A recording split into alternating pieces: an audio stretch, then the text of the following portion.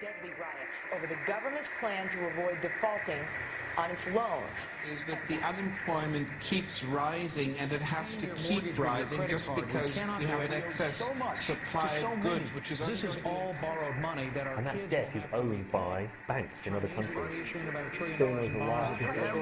Including right here at home. In the form of a convenient personal loan. A filter cigarette that delivers the taste, and 45 malt liquor. Are you hot?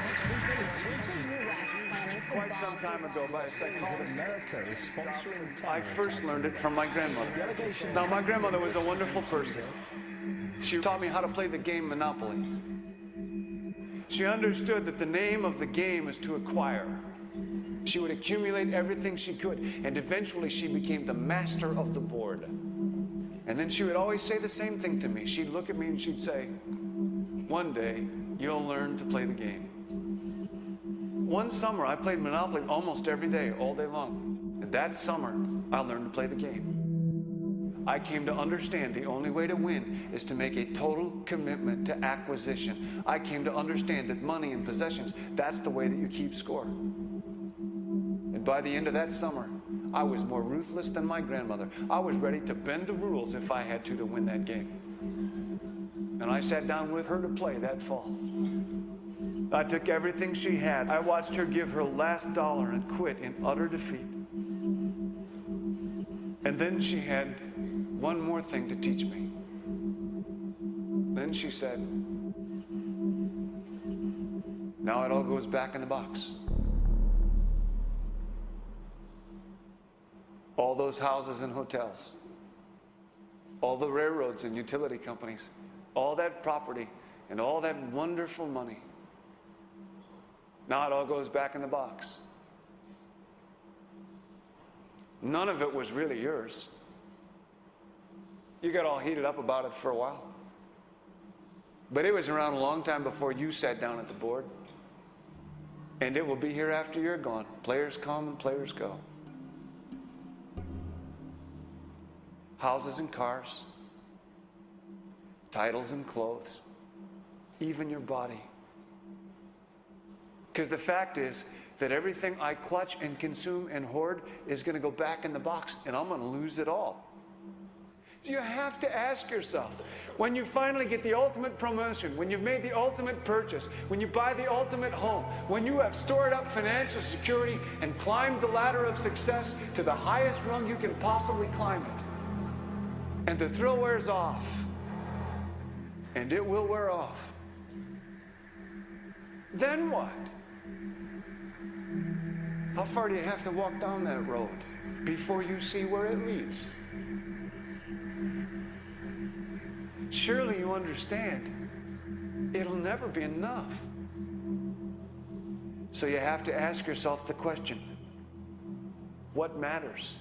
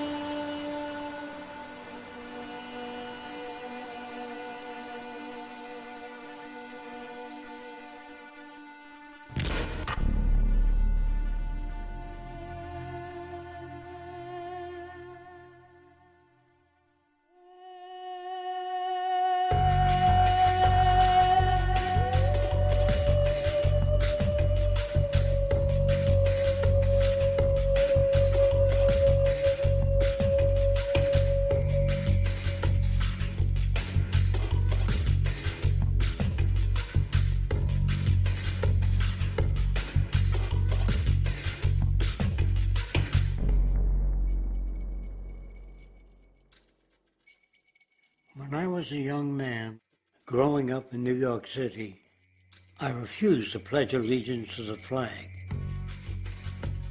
Of course, I was sent to the principal's office, and he asked me, "Why don't you want to pledge allegiance? Everybody does." I said, "Everybody once believed the earth was flat, but that doesn't make it so." I explained that America owed everything it has to other cultures and other nations, and that I would rather pledge allegiance to the earth and everyone on it. Needless to say, it wasn't long before I left school entirely, and I set up a lab in my bedroom. There I began to learn about science and nature. I realized then that the universe is governed by laws, and that the human being, along with society itself, was not exempt from these laws. Then came the crash of 1929, which began what we now call the Great Depression. I found it difficult to understand why millions were out of work, homeless, starving, while all the factories were sitting there. The resources were unchanged. It was then that I realized that the rules of the economic game were inherently invalid. Shortly after came World War II, where various nations took turns systematically destroying each other.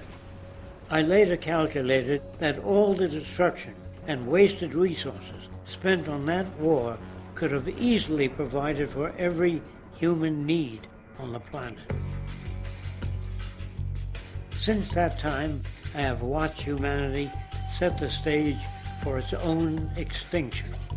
I have watched as the precious finite resources are perpetually wasted and destroyed in the name of profit and free markets. I have watched the social values of society be reduced into a base artificiality of materialism and mindless consumption.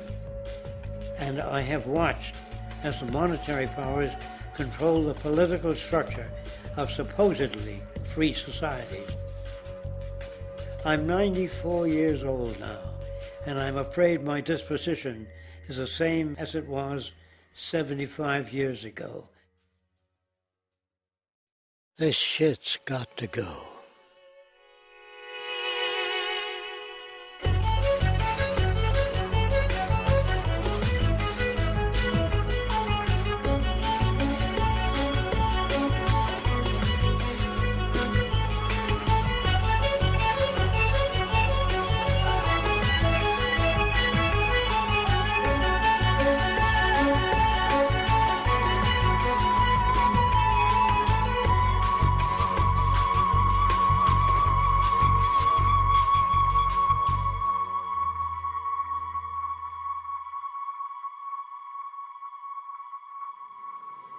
So you're a scientist, and somewhere along the way, hammered into your head is the inevitable nature versus nurture, and that's at least up there with Coke versus Pepsi or Greeks versus Trojans.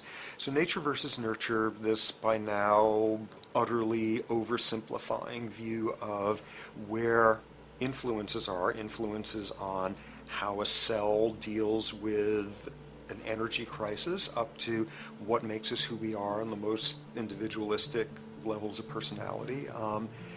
And what you've got is this complete false dichotomy built around nature as deterministic. At the very bottom of all the causality of life is DNA and the code of codes and the Holy Grail, and everything is driven by it. And at the other end, a much more social science perspective, which is we are social organisms, and biology is for slime molds. Humans are free of biology, and obviously both views are nonsense.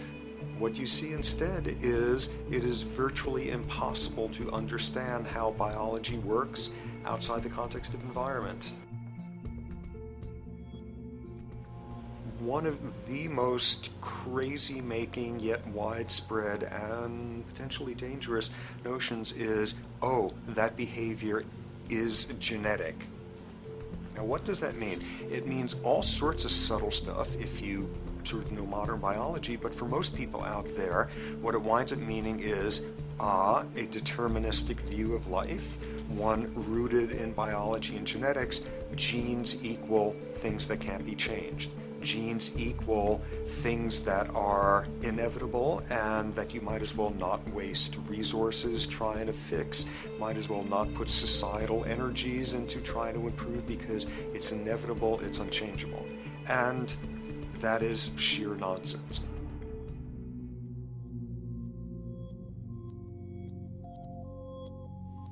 It is widely thought that conditions like ADHD are genetically programmed, conditions like schizophrenia are genetically programmed. The truth is the opposite. Nothing is genetically programmed. They're very rare diseases. I mean, a small handful, extremely sparsely represented in the population, that are truly genetically determined. Most complex conditions might have a predisposition that is a genetic component, but a predisposition is not the same as a predetermination. The whole search for the source of diseases in the genome was doomed to failure before anybody even thought of it, because most diseases are not genetically predetermined. Heart disease, cancer, strokes, rheumatoid conditions, autoimmune conditions in general, mental health conditions, addictions, these are none of them genetically determined. Breast cancer, for example, out of 100 women with breast cancer, only 7 will carry the breast cancer genes. 93 do not. And out of 100 women who do have the genes, not all of them will get cancer.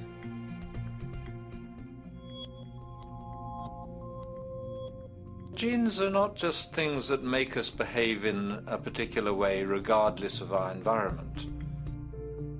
Genes give us different ways of responding to our environment.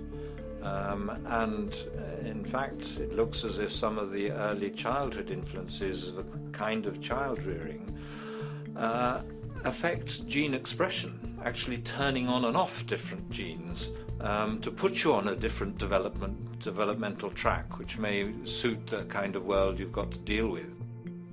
So, for example, a study done in Montreal with suicide victims looked at autopsies of the brains of these people. And it turned out that if a suicide victim, these are usually young adults, had been abused as children, the abuse actually caused a genetic change in the brain that was absent in the brains of people who had not been abused. That's an epigenetic effect. Epi means on top of, so that the epigenetic influence is what happens environmentally to either activate or deactivate certain genes. In New Zealand, there's a study that was done in a town called Dunedin, in which a few thousand individuals were studied from birth up to into their 20s. What they found was that they could identify a genetic mutation, an abnormal gene, which did have some relation to the predisposition to commit violence, but only if the individual had also been subjected to severe child abuse. In other words, a child with this abnormal gene would be no more likely to be violent than anybody else, and in fact they actually had a lower rate of violence than people with normal genes, as long as they weren't abused as children.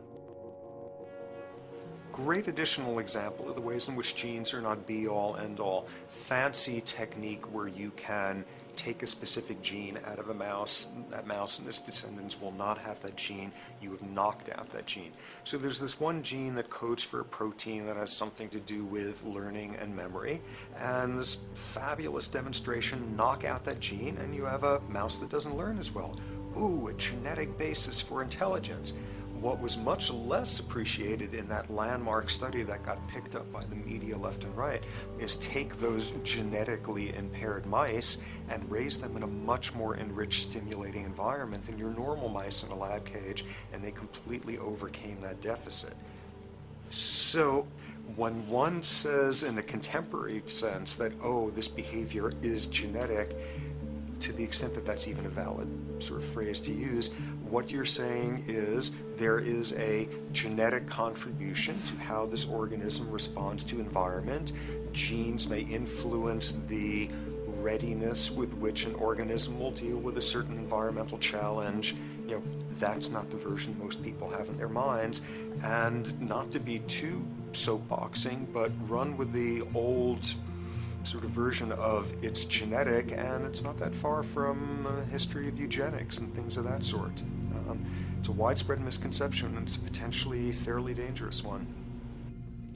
One reason that the sort of biological explanation for violence, one reason that hypothesis is potentially dangerous, it's not just misleading, it can really do harm, is because if you believe that, you could very easily say, well, there's nothing we can do to change the predisposition people have to becoming violent.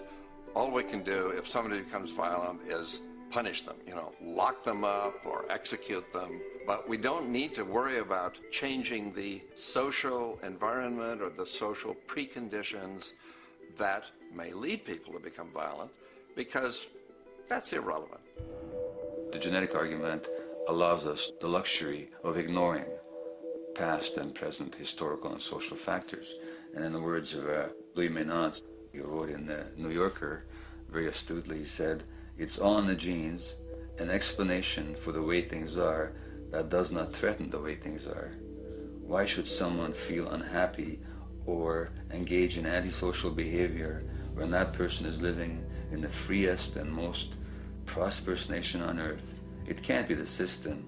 There must be a flaw in the wiring somewhere," which is a good way of putting it. So the genetic argument is simply a cop-out, which allows us to ignore the social and economic and political factors that in fact underlie many troublesome behaviors.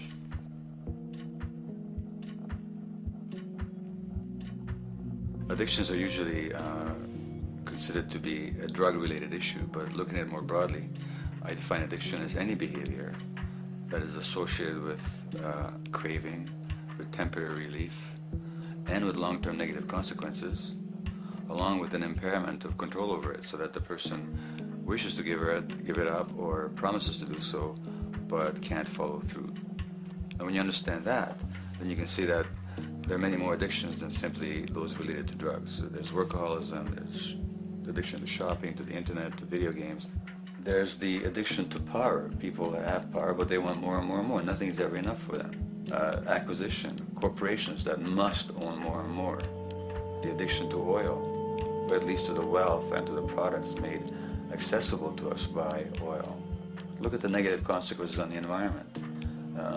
We're destroying the very earth that we inhabit for the sake of that addiction. Now, these addictions are far more devastating in their social consequences than the cocaine or heroin habits of my downtown East Side patients. Yet they're rewarded and considered to be respectable. The tobacco company executive that shows a higher profit will get a much bigger reward. He doesn't face any negative consequences legally or otherwise. In fact, he's a respected member of the board of several other corporations. But tobacco smoke-related diseases kill 5.5 million people around the world every year. In the United States, they kill 400,000 people a year. And these people are addicted to what? To profit. To such a degree are they addicted that they're actually in denial about the impact of their activities, which is typical for addicts, is denial. And that's a respectable one. It's respectable to be addicted to profit no matter what the cost. So what is acceptable and what is respectable is a highly arbitrary phenomenon in our society. And it seems like the greater the harm, the more respectable the addiction.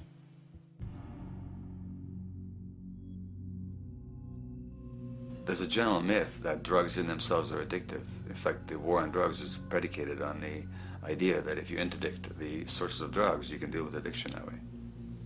Now, if we understand addiction in a broader sense, we see that nothing in itself is addictive. No substance, no drug is by itself addictive, and no behavior is by itself addictive. Many people can go shopping without becoming shopaholics. Not everybody becomes a food addict. Not everyone who drinks a glass of wine becomes an alcoholic. So the real issue is what makes people susceptible, because it's the combination of a susceptible individual and the potentially addictive substance or behavior that actually then makes for full flowering of addiction. In short, it's not the drug that's addictive, it's the question of the susceptibility of the individual to being addicted to a particular substance or behavior. If we wish to understand what then makes some people susceptible, we actually have to look at their life experience. The old idea, although it's old, but it's still broadly held, that addictions are due to some genetic cause is simply scientifically untenable. What the case is actually is that certain life experiences make people susceptible. Life experiences that not only shape the person's personality and psychological needs, but also their very brains in certain ways. And that process begins in utero.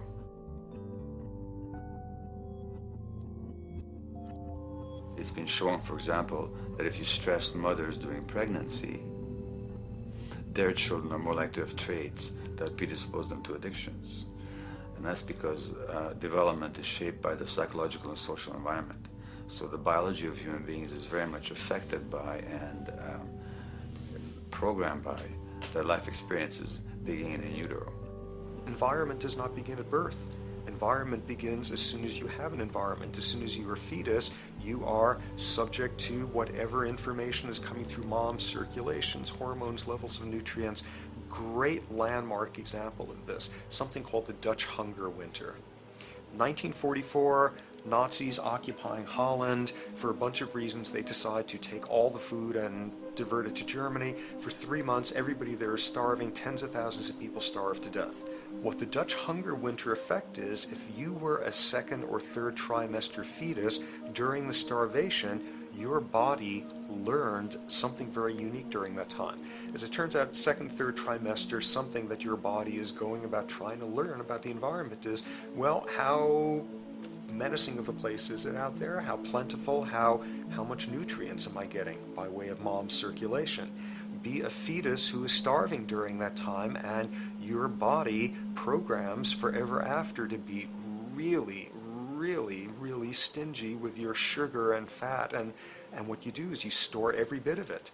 Be a Dutch hunger winter fetus, and half a century later, everything else being equal, you are more likely to have high blood pressure, obesity, or metabolic syndrome. That is environment coming in a very unexpected place. You can stress animals in a laboratory when they're pregnant, and their offspring will be more likely to use cocaine and alcohol as adults.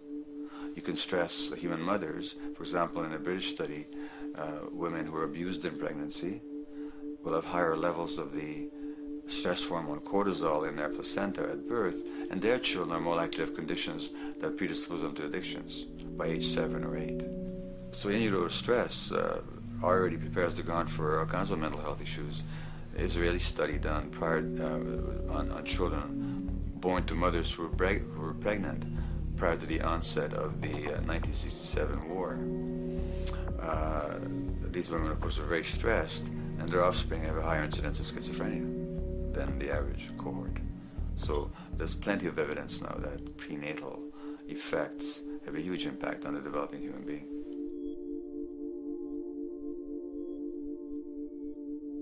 The point about human development, and specifically human brain development, is that it occurs mostly under the impact of the environment and mostly after birth.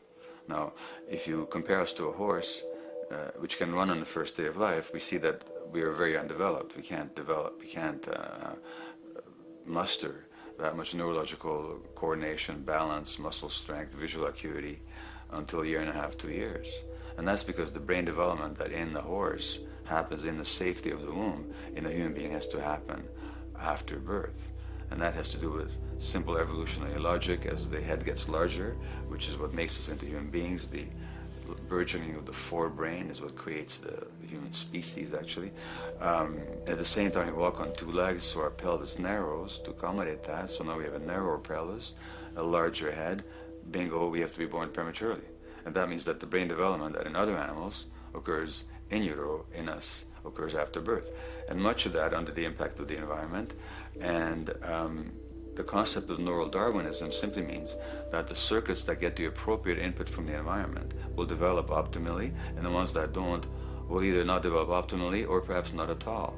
If you take a child with perfectly good eyes at birth and you put him in a dark room for 5 years, he'll be blind thereafter for the rest of his life, because the circuits of vision require light waves for their development. And without that, even the rudimentary circuits present and active at birth will atrophy and die, and new ones will not develop. There's a significant way in which early experiences shape adult behavior, and even and especially early experiences for which there's no recall memory. It turns out that there are two kinds of memory. There is explicit memory, which is recall. This is when you can call back facts, details, episodes, circumstances. But the structure in the brain, which is called the hippocampus, which encodes recall memory, it doesn't even begin to develop fully until 1.5 years, and it's not fully developed till much later, which is why hardly anybody has any recall memory prior to 18 months. But there's another kind of memory, which is called implicit memory, which is in fact an emotional memory, where the emotional impact and the interpretation that the child makes of those emotional experiences is ingrained in the brain in the form of nerve circuits ready to fire without specific recall. So to give you a clear example, people who are adopted have a lifelong sense of rejection very often. They can't recall the adoption, they can't recall the separation from birth mother, because there's nothing there to recall with. But the emotional memory of separation and rejection is deeply embedded in their brains. Hence, they're much more likely to experience a sense of rejection and a great emotional upset when they perceive themselves as being rejected than other people. That's not unique to people who are adopted, but it's particularly strong in them because of this function of implicit memory. People who are addicted, given that they, according to all the research literature, certainly in my experience, the hardcore addicts virtually were all significantly abused as children or suffered severe emotional loss. Their emotional or implicit memories are those of a world that's not safe and not helpful, caregivers who are not to be trusted, and relationships that are not safe enough to open up to vulnerably. And hence their responses tend to be to keep themselves separate from really intimate relationships, not to trust caregivers, doctors and other people who are trying to help them, and generally see the world as an unsafe place. And that's strictly a function of implicit memory, which sometimes has to do with incidents they don't even recall.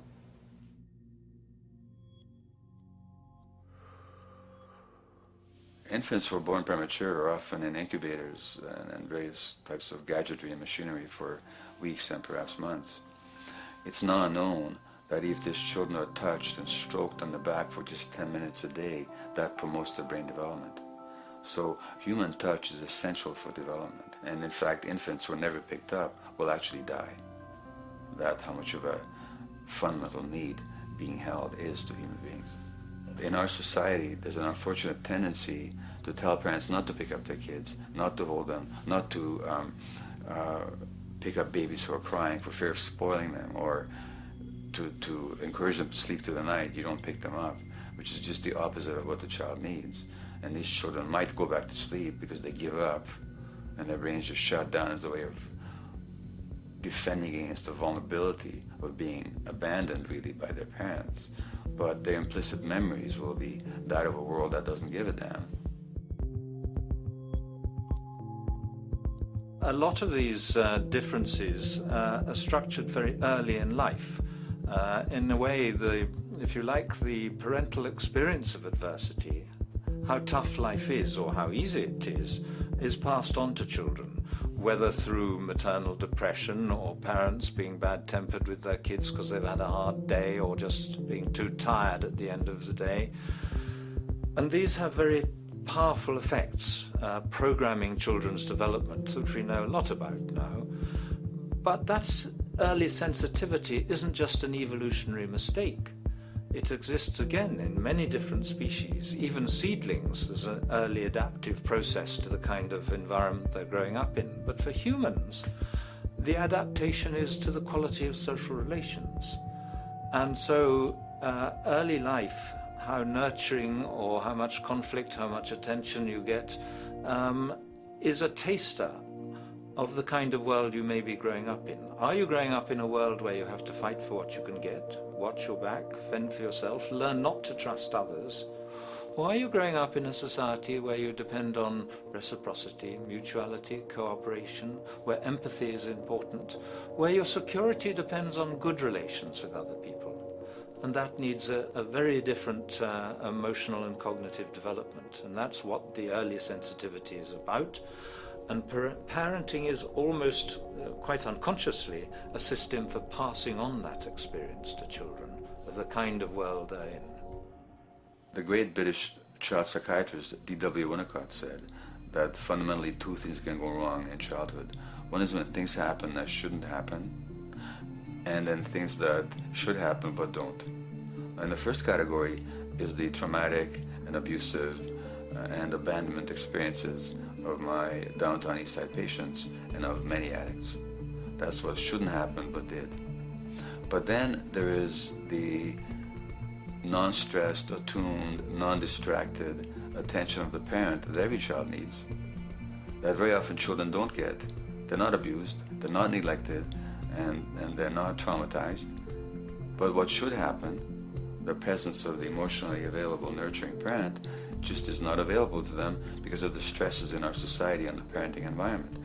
And the psychologist Alan Shore calls that proximal abandonment, when the parent is physically present but emotionally absent. I have spent roughly the last 40 years of my life working with the most violent people our society produces, murderers, rapists, and so on, in an attempt to understand what causes this violence. I discovered that the most violent of the criminals in our prisons had themselves been victims of a degree of child abuse that was beyond the scale of what I ever thought of applying the term child abuse to. I had no idea of the depth of the depravity with which children in our society are all too often treated. The most violent people I saw were themselves the survivors of their own attempted murder, often at the hands of their parents or other people in their social environment, or were the survivors of family members who'd been killed, their closest family members, by other people.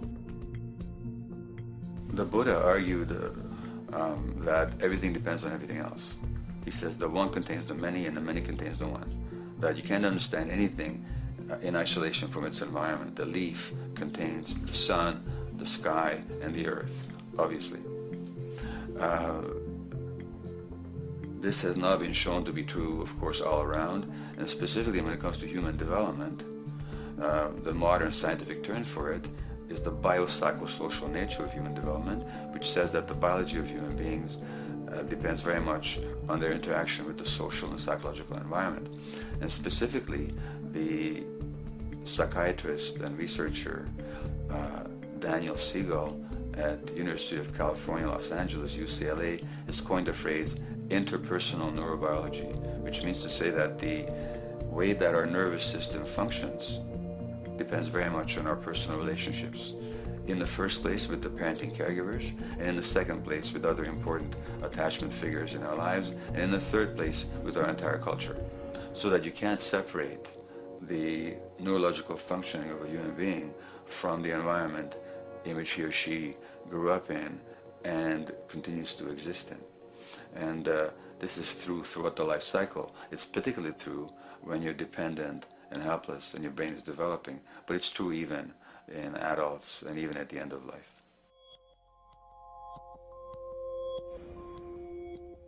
Human beings have lived in almost every kind of society, from the most egalitarian, hunting and gathering societies seem to have been very egalitarian, for instance, based on food sharing, gift exchange. Small bands of people living predominantly off of foraging, but a little bit of hunting. Predominantly among people you have at the least known your entire life, if not surrounded by third cousins or closer, and a world in which there is a great deal of fluidity between different groups, and a world in which there is not a whole lot in terms of material culture. This is how humans have spent most of their hominid history. And no surprise, that makes for a very different world. One of the things you get as a result of that is far less violence. Organized group violence is not something that occurred at that time of human history, and that seems quite clear. So where did we go wrong? Violence is not universal. It's not symmetrically distributed throughout the human race. There is a huge variation in the amount of violence in different societies. There are some societies that have virtually no violence. There are others that destroy themselves. Some of the Anabaptist religious groups that are complete, strict pacifists, like the Amish, the Mennonites, the Hutterites. Among some of these groups, the Hutterites, there are no recorded cases of homicide. During our major wars, like World War II, where people were being drafted, they would refuse to serve in the military. They would go to prison rather than serve in the military. In the kibbutzim in Israel, the level of violence is so low that the criminal courts there will often send violent offenders, people who've committed crimes, to live on the kibbutzim in order to learn how to live a nonviolent life, because that's the way people live there. So we are amply shaped by society. Our societies in the broader sense, including our theological, our metaphysical, our linguistic influences, etc., our societies help shape us as to whether or not we think life is basically about sin or about beauty, whether the afterlife will carry a price for how we live our lives or if it's irrelevant. In a broad sort of way, different large societies could be termed as individualistic or collectivist, and you get very different people and different mindsets, and I suspect different brains coming along with that. We in America are in one of the most individualistic of societies, and capitalism being a system that allows you to go higher and higher up a potential pyramid, and the deal is it comes with fewer and fewer safety nets. By definition, the more stratified a society is, the fewer people you have as peers, the fewer people with whom you have symmetrical, reciprocal relationships, and instead all you have are differing spots and endless hierarchies, and a world in which you have few reciprocal partners is a world with a lot less altruism.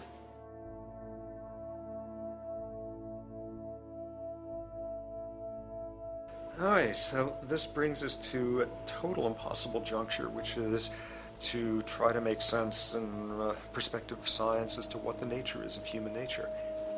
You know, on a certain level, the nature of our nature is not to be particularly constrained by our nature. We come up with more social variability than any species out there, more systems of belief, of styles of family structures, of ways of raising children. The capacity for variety that we have is extraordinary. In a society which is predicated on competition and really very often the ruthless exploitation of one human being by another, the profiteering of other people's problems, and very often the creation of problems for the purpose of profiteering, the ruling ideology will very often justify that behavior by appeals to some fundamental and unalterable human nature. So the myth in our society is that people are competitive by nature, and that they're individualistic, and that they're selfish. The real reality is quite the opposite. We have certain human needs. The only way that you can talk about human nature concretely is by recognizing that there's certain human needs. We have a human need for companionship and for close contact, to be loved, to be attached to be accepted, to be seen, to be received for who we are. If those needs are met, we develop into people who are compassionate and cooperative and who have empathy for other people. So the opposite that we often see in our society is in fact the distortion of human nature, precisely because so few people have their needs met.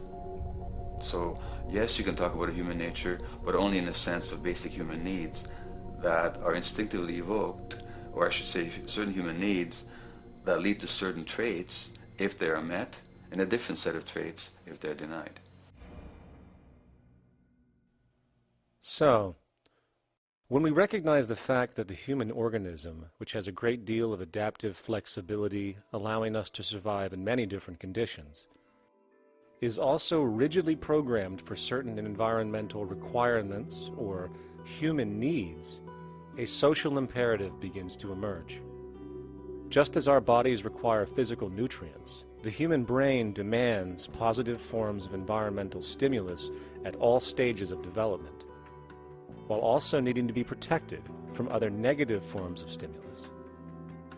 And if things that should happen do not, or if things that shouldn't happen do, it is now apparent that the door can be opened for not only a cascade of mental and physical diseases, but many detrimental human behaviors as well. So as we turn our perspective now outward and take account for the state of affairs today, we must ask the question, is the condition we have created in the modern world actually supporting our health? Is the bedrock of our socioeconomic system acting as a positive force for human and social development and progress? Or is the foundational gravitation of our society actually going against the core evolutionary requirements needed to create and maintain our personal and social well-being?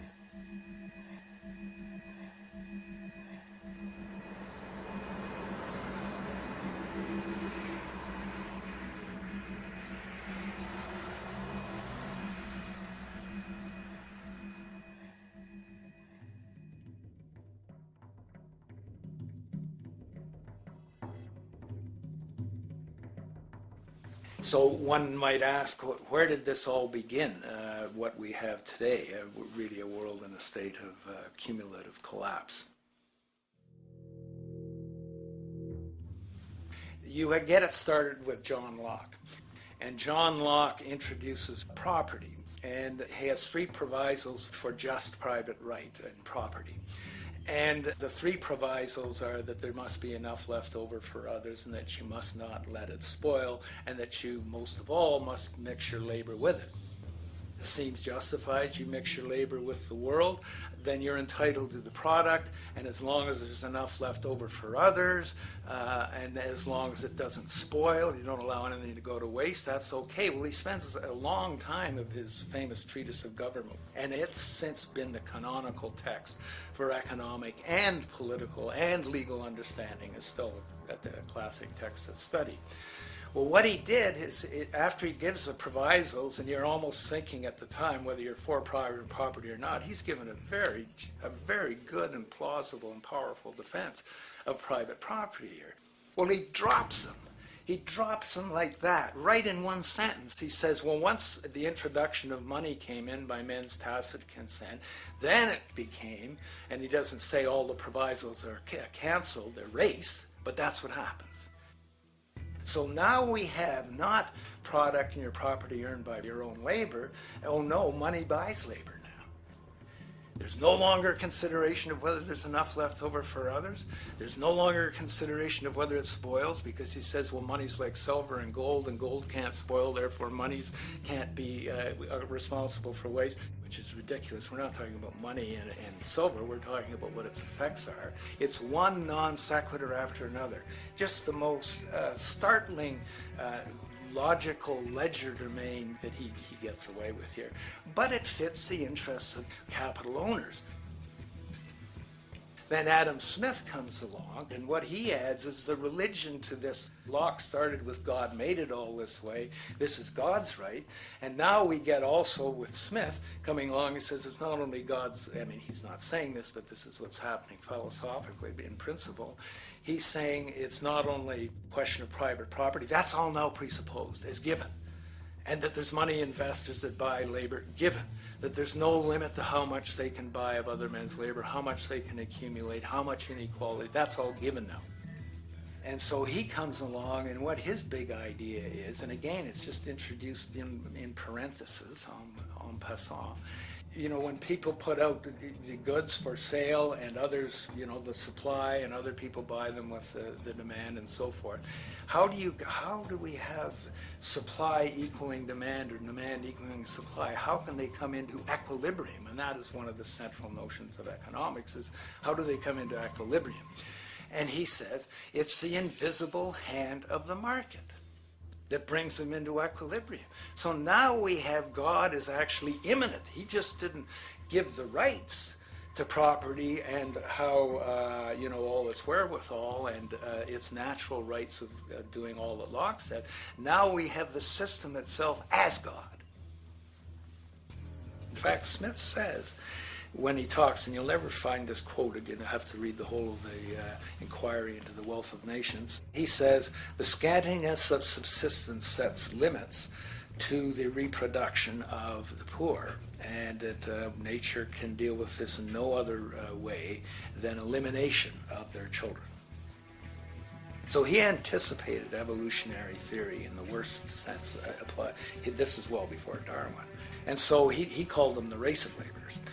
So you can see there was inherent racism built in here. There was an inherent acceptance, life blindness to kill innumerable children. And he thought, well, that's the invisible hand making supply meet demand and demand meet supply. So see how wise God is. So you can see a lot of the really virulent, life-destructive, eco-genocidal things that are going on now have, in a way, a thought gene back in Smith too.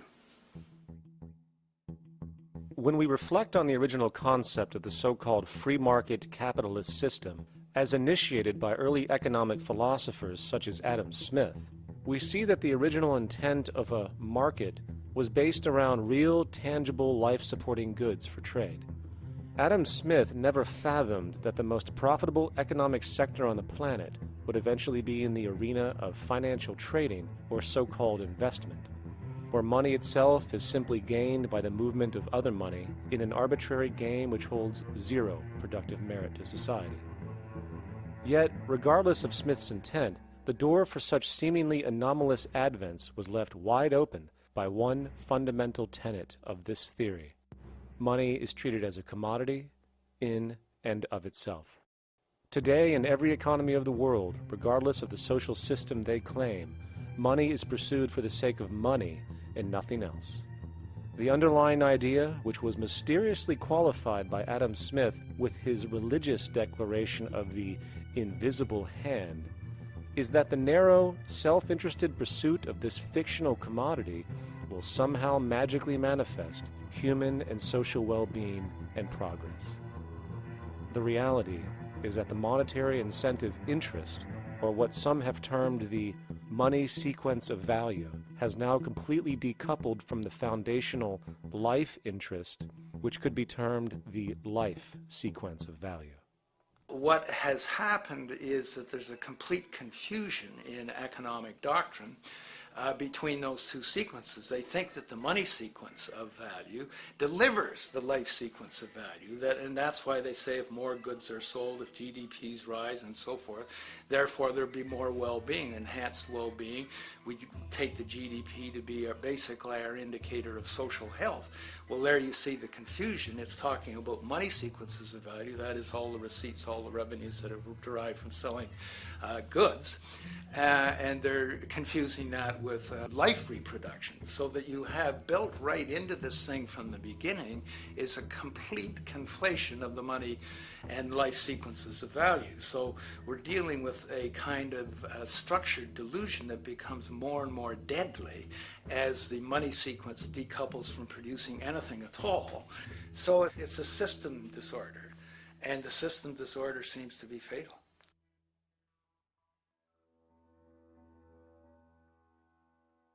In society today, you seldom hear anyone speak of the progress of their country or society in terms of their physical well-being, state of happiness, trust, or social stability. Rather, the measures are presented to us through economic abstractions. We have the gross domestic product, the consumer price index, the value of the stock market, rates of inflation, and so on. But does this tell us anything of real value as to the quality of people's lives? No, all these measures have to do with the money sequence itself and nothing more. For example, the gross domestic product of a country is a measure of the value of goods and services sold. This measure is claimed to correlate to the standard of living of a country's people. In the United States, healthcare accounted for over 17% of GDP in 2009, amounting to over $2.5 trillion spent, hence creating a positive effect on this economic measure. And based on this logic, it would be even better for the U.S. economy if healthcare services increased more so, perhaps to $3 trillion or $5 trillion, since that would create more growth, more jobs, and hence boasted by economists as a rise in their country's standard of living. But wait a minute, what do healthcare services actually represent? Well, sick and dying people. That's right, the more unhealthy people there are in America, the better the economy. Now, that is not an exaggeration or a cynical perspective. In fact, if we step back far enough, you will realize that the GDP not only doesn't reflect real public or social health on any tangible level, it is, in fact, mostly a measure of industrial inefficiency and social degradation. And the more you see it rise, the worse things are becoming with respect to personal, social, and environmental integrity. You have to create problems to create profit. There is no profit under the current paradigm in saving lives, putting balance on this planet, having justice and peace or anything else. There's just no profit there. There's an old saying, pass a law, create a business, whether you're creating a business for a lawyer or whatever. So, crime does create business, just like destruction creates business in Haiti. We have now roughly 2 million people incarcerated in this country, and of those, many of them are in prisons run by private corporations, Corrections Corporation of America, Wackenhut, who trade their stock on Wall Street based upon how many people are in jail. Now that's sickness, but that is a reflection of what this economic paradigm calls for. So what exactly does this economic paradigm call for? What is it that keeps our economic system going? Consumption. Or more accurately, cyclical consumption. When we break down the foundation of classic market economics, we are left with a pattern of monetary exchange that simply cannot be allowed to stop or even substantially slowed, if the society as we know it is to remain operational. There are three main actors on the economic stage: the employee, the employer, and the consumer. The employee sells labor to the employer for income. The employer sells its production services and hence goods to the consumer for income. And the consumer, of course, is simply another role of the employer and employee, spending back into the system to enable the cyclical consumption to continue. In other words, the global market system is based on the assumption that there will always be enough product demand in society to move enough money around at a rate which can keep the consumption process going. And the faster the rate of consumption, the more so-called economic growth is assumed, and so the machine goes. But hold on, I thought an economy was meant to, economize? Doesn't the very term have to do with preservation and efficiency and a reduction of waste? So how does our system, which demands consumption and the more the better, efficiently preserve or economize at all? Well, it doesn't. The intent of the market system is, in fact, the exact opposite of what a real economy is supposed to do, which is efficiently and conservatively orient the materials for production and distribution of life-supporting goods. We live on a finite planet with finite resources, where, for example, the oil we utilize took millions of years to develop, where the minerals we use took billions of years to develop. So, having a system that deliberately promotes the acceleration of consumption for the sake of so-called economic growth is pure ecocidal insanity. Absence of waste, that's what efficiency is. Absence of waste. This system is more wasteful than all the other existing systems in the history of the planet. Every level of life organization and life system is in a state of crisis and challenge and decay or collapse. No peer-reviewed journal in the last 30 years will tell you anything different. That is that every life system is in decline, as well as social programs, as well as our water access. Try to name any means of life that isn't threatened and in danger. You can't. There really isn't one, and that's very, very despairing. But we haven't even figured out the causal mechanism. We don't want to face the causal mechanism. We just want to go on, that's what insanity is, where you keep doing the same thing over and over again, though it clearly doesn't work. So you're really dealing with not an economic system, but I would go so far as to say an anti-economic system. There's an old saying that the competitive market model seeks to create the best possible goods at the lowest possible prices. This statement is essentially the incentive concept, which justifies market competition based on the assumption that the result is the production of higher quality goods. If I was going to build myself a table from scratch, I would naturally build it out of the best, most durable materials possible, right? With the intent for it to last as long as possible. Why would I want to make something poor, knowing I would have to eventually do it again and expend more materials and more energy? Well, as rational as that may seem in the physical world, when it comes to the market world, it is not only explicitly irrational, it is not even an option. It is technically impossible to produce the best of anything if a company is to maintain a competitive edge and hence remain affordable to the consumer.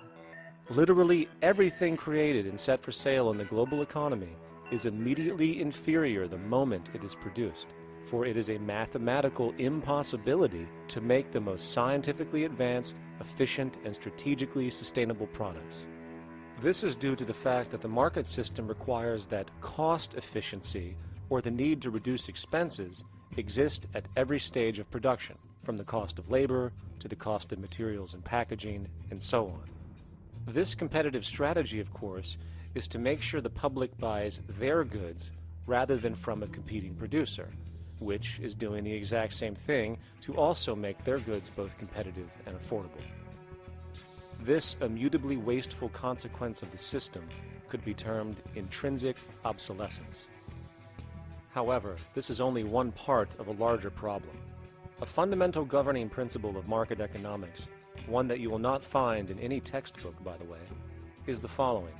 Nothing produced can be allowed to maintain a lifespan longer than what can be endured in order to continue cyclical consumption. In other words, it is critical that stuff break down, fail, and expire within a certain amount of time. This is termed planned obsolescence. Planned obsolescence is the backbone of the underlying market strategy of every goods-producing corporation in existence. While very few, of course, would admit to such a strategy outright, what they do is mask it within the intrinsic obsolescence phenomenon just discussed, while often ignoring or even suppressing new advents in technology which might create a more sustainable, durable good. So, if it wasn't wasteful enough that the system inherently cannot allow the most durable and efficient goods to be produced, planned obsolescence deliberately recognizes that the longer any good is in operation, the worse it is for sustaining cyclical consumption and hence the market system itself. In other words, product sustainability is actually inverse to economic growth, and hence there is a direct, reinforced incentive to make sure lifespans are short of any given good produced. And in fact, the system cannot operate any other way. One glance at the sea of landfills now spreading across the world show the obsolescence reality.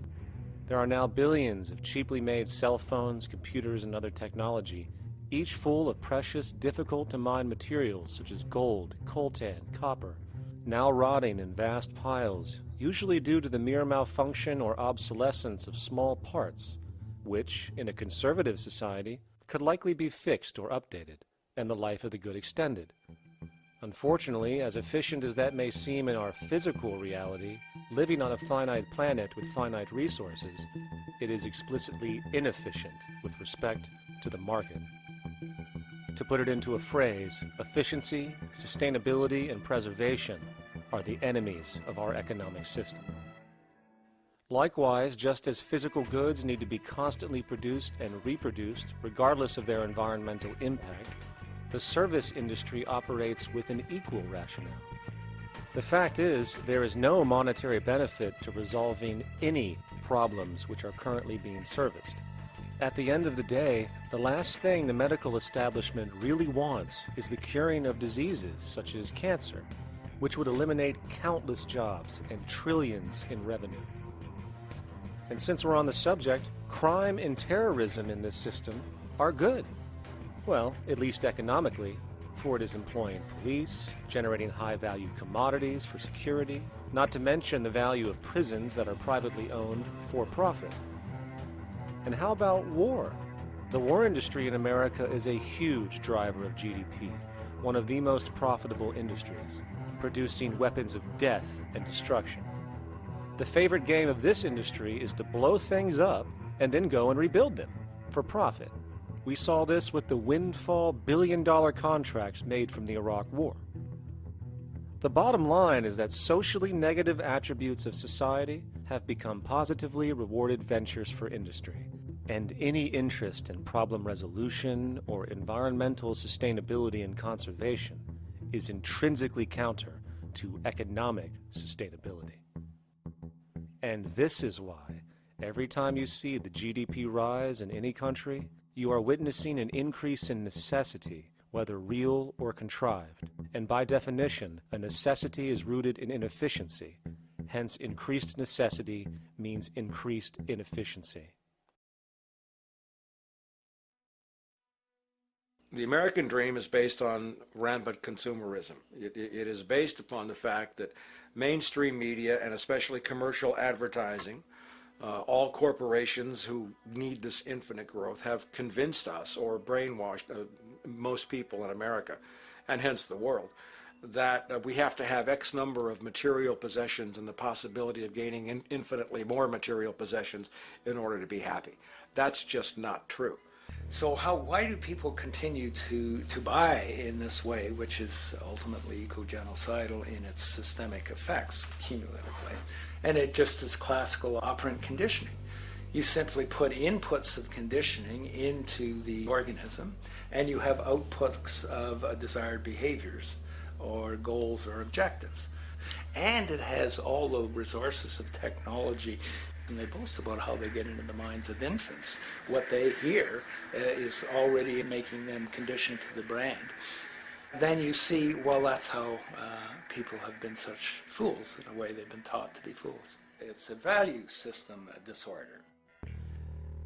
You know, if there is any testament to the plasticity of the human mind, if there is any proof to how malleable human thought is and how easily conditioned and guided people can become based on the nature of their environmental stimulus and what it reinforces, the world of commercial advertising is the proof. You have to stand in awe at the level of brainwashing where these programmed robots known as consumers wander the landscape only to walk into a store and spend, say, $4,000 on a handbag that likely costs $10 to make in a sweatshop overseas, only for the brand status it supposedly represents in the culture.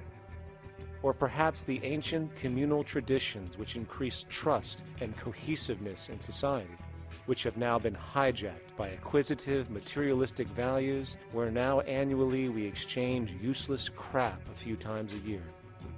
And we might wonder why so many today have a compulsion to shopping and acquisition, when it is clear that they have been conditioned from childhood to expect material goods as a sign of their status with friends and family.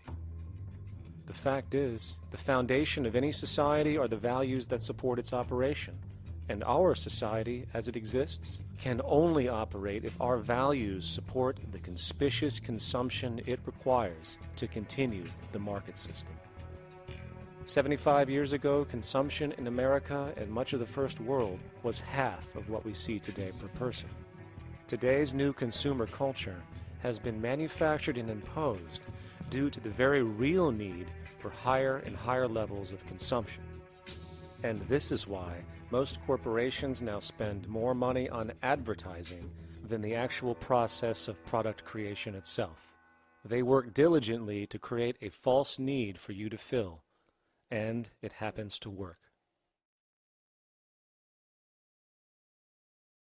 You know, economists are in fact not economists at all. They're propagandists of money value, and you'll find that all their models basically get down to token exchanges that are to the profit of one side or both sides or whatever, but they're completely disconnected from the actually existing world of reproduction. In Ohio, an old man failed to pay his electric bill. You may be familiar with the case. And the electric company turned off the electricity and he died. The reason they turned it off was because it wouldn't have been profitable for them to keep it on because he didn't pay his bill. Do you believe that was right? The responsibility really lies not on the electric company for turning it off, but on those of this man's neighbors and friends and associates who are not charitable enough to enable him as an individual to meet the electric bill. Did I hear that right? Did he just say the death of a man caused by not having money was the responsibility of other people, or in effect, charity? Well then, I guess we're going to need a whole lot of infomercials, little miserable coin slot donations for bodega counters, and a bunch of pickle jars for the billion people now starving to death on this planet because of the very system Milton Friedman promotes. Whether you are dealing with the philosophies of Milton Friedman, F.A. Hayek, John Maynard Keynes, Ludwig von Mises, or any other major market economist, the basis of rationale rarely leaves the money sequence. It is like a religion. Consumption analysis, stabilization policies, deficit spending, aggregate demand. It exists as a never-ending, self-referring, self-rationalizing circle of discourse where universal human need, natural resources, or any form of physical life-supporting efficiency is ruled out by default and replaced by the singular notion that humans seeking advantage over each other for money alone, motivated by their own narrow self-interest, will magically create a sustainable, healthy, balanced society. There is no life coordinate in this whole theory, this whole doctrine. What are they doing? What are they doing? What they're doing is tracking money sequences. That's all it is tracking money sequences, presupposing everything that matters. One, that there's no life coordinates. No life coordinates. Two, that all the agents are self-maximizing preference seekers. That is, they think of nothing other than themselves and what they can get most for themselves. That's the notion, that's the ruling notion of rationality. Self-maximizing choice. And the only thing that they're interested in self-maximizing is money or commodities. Well, where does social relations come in? It doesn't, except in the exchange to self-maximize. Where do our natural resources come in? They don't, except to exploit. Where does the family come in as being able to survive? It doesn't. They have to have money in order to purchase any good. Well, shouldn't an economy deal somehow with human need? Isn't that what the fundamental issue is, to satisfy human needs? Oh, need isn't even in your lexicon. You dissolve it into wants. And what is a want? That means money demand that wants to buy. Well, if it's money demand that wants to buy, it's got nothing to do with need, because it may be the person has no money demand and desperately needs, say, water supply. Or it may be money demand wants a gold toilet seat. Well, where does it all go? To the gold toilet seat. And you call this economics? Like, it's really, when one thinks of it, it's got to be the most bizarre delusion in the history of human thought. Now, so far we have focused on the market system, but this system is actually only one half of the global economic paradigm. The other half is the monetary system. While the market system deals with the interaction of people gaming for profit across the spectrum of labor, production, and distribution, the monetary system is an underlying set of policies set by financial institutions which create conditions for the market system, among other things. It includes terms we often hear, such as interest rates, loans, debt, the money supply, inflation, etc. And while you might want to pull your hair out listening to the gibberish coming from the monetary economists, modest preemptive actions can obviate the need of more drastic actions at a later date. The nature and effect of this system is actually quite simple. Our economy has, or the global economy, has three basic things that govern it. One is fractional reserve banking, banks printing money out of nothing. It's also based upon compound interest. When you borrow money, you have to pay back more than you borrowed, which means that you, in effect, create money out of thin air, again, which has to be serviced by creating still more money. We live in an infinite growth paradigm. The economic paradigm we live in now is a Ponzi scheme. Nothing grows forever. It's not possible. As a great psychologist James Hillman wrote, the only thing that grows in a human body after a certain age is cancer.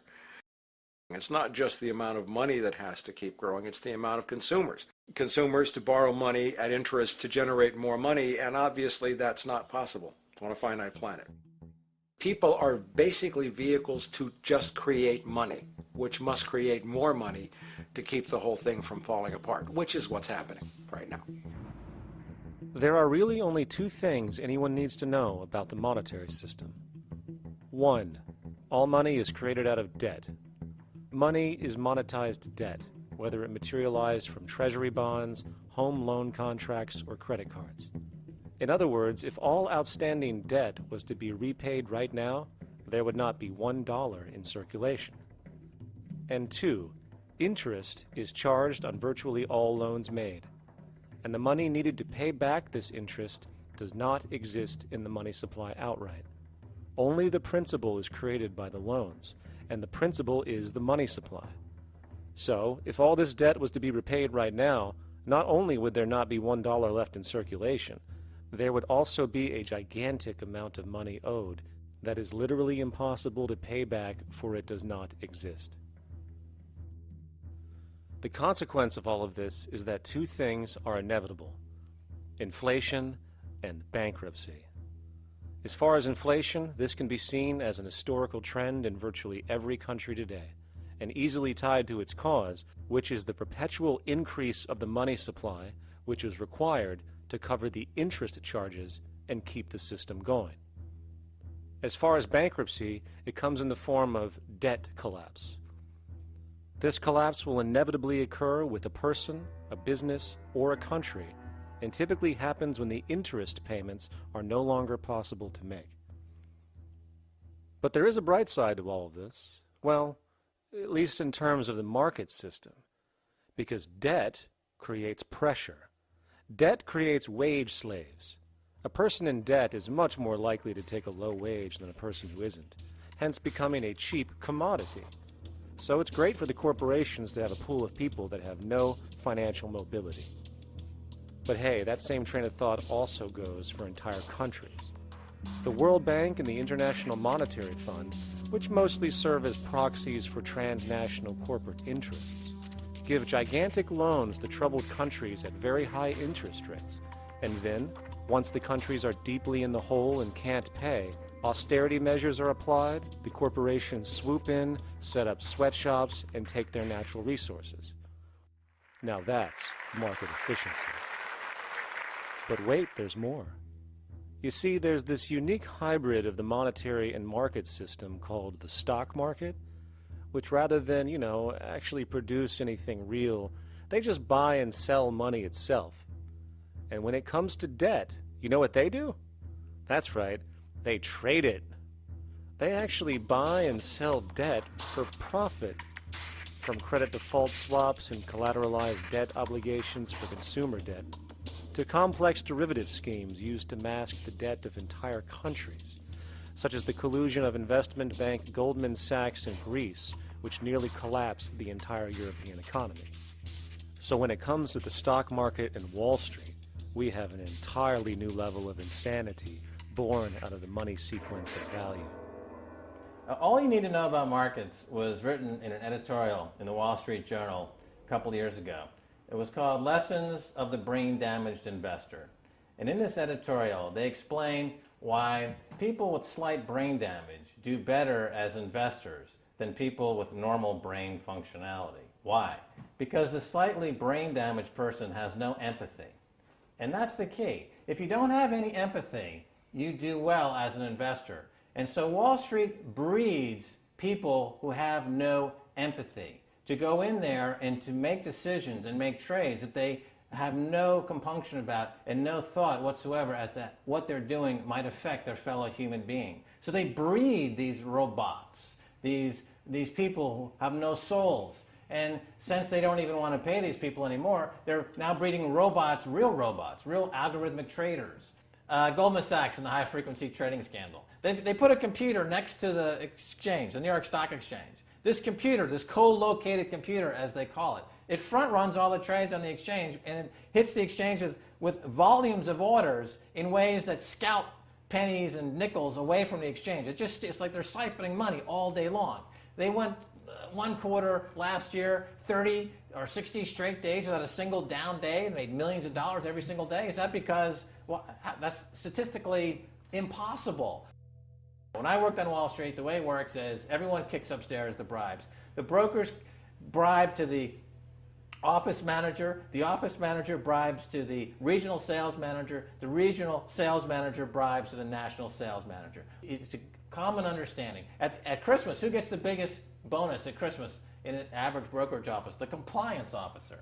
The compliance officer sits there all day long. He's supposed to be making sure you don't violate any of the margin rules and you're complying with the law. Of course, yeah, to the extent that you can bribe the compliance officer, yeah, that's right, you are complying with the law.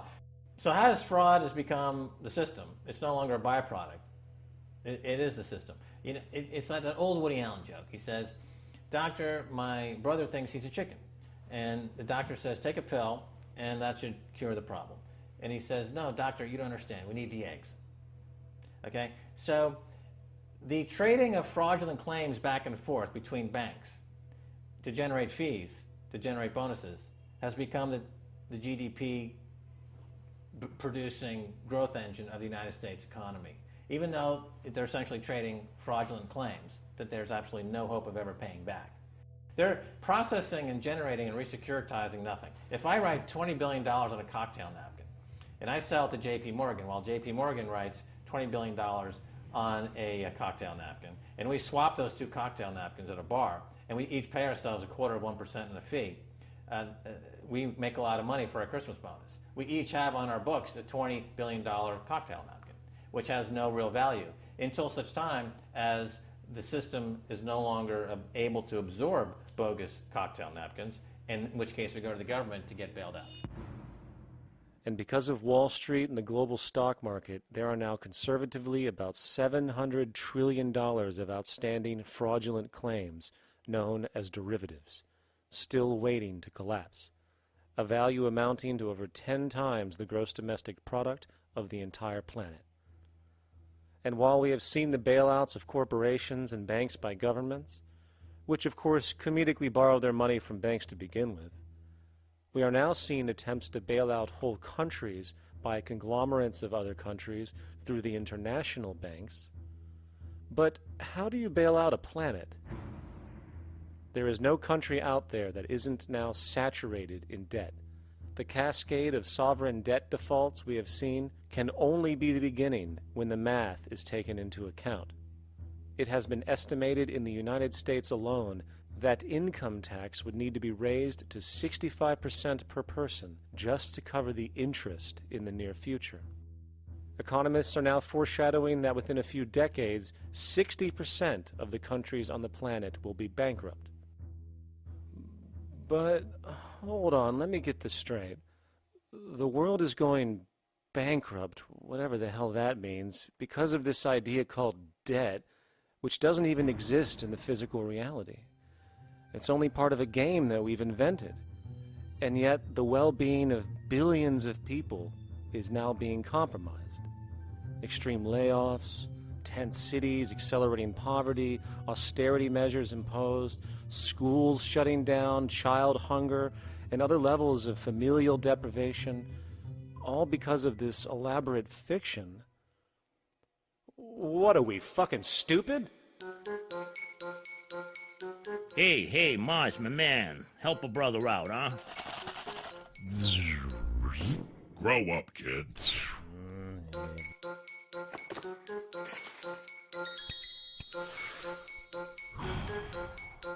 Saturn, what's up, man?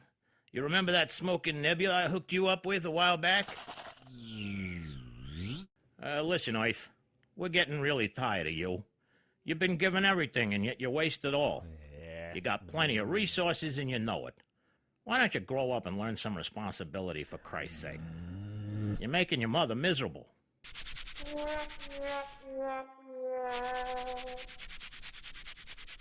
You're on your own, pal. Yeah, whatever.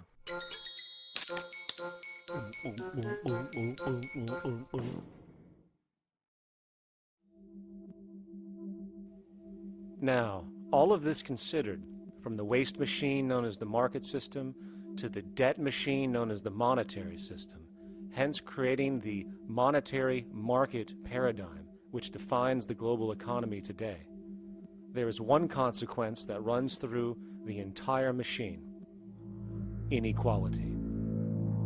Whether it is the market system which creates a natural gravitation towards monopoly and power consolidation, while also generating pockets of wealthy industries that tower over others regardless of utility, such as the fact that top hedge fund managers on Wall Street now take home over $300 million a year for contributing literally nothing, while a scientist looking for a cure for a disease trying to help humanity might make $60,000 a year if they're lucky.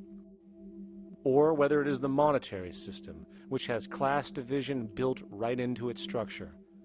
For example, if I have $1 million to spare and I put it into a CD at 4% interest, I will make $40,000 a year. No social contribution, no nothing. However, if I'm a lower class person and have to take loans to buy my car or home, I am paying in interest, which, in abstraction, is going to pay that millionaire with the 4% CD. This stealing from the poor to pay the rich is a foundational, built-in aspect of the monetary system, and it could be labeled structural classism. Of course, historically, social stratification has always been deemed unfair, but obviously accepted overall as now 1% of the population owns 40% of the planet's wealth. But, material fairness aside, there is something else going on underneath the surface of inequality, causing an incredible deterioration in public health as a whole. Well, I think people are often puzzled by the contrast between the material success of our societies, unprecedented levels of wealth, and the many social failings. I mean, you know, if you look at the rates of drug abuse or violence or self-harm amongst kids or mental illness, there's clearly something going deeply wrong with our societies. What the data that I've been describing does is simply shows that intuition that people have had for hundreds of years, that inequality is divisive and socially corrosive, that intuition is truer than I think we ever imagined.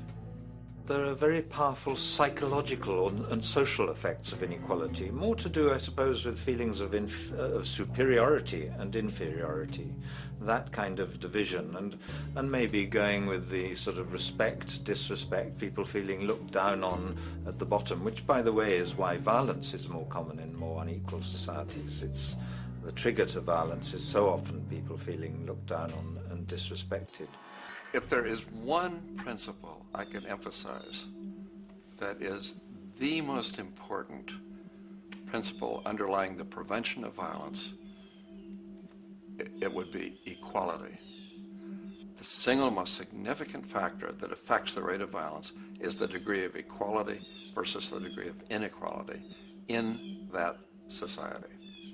So what one's looking at is a sort of general social dysfunction.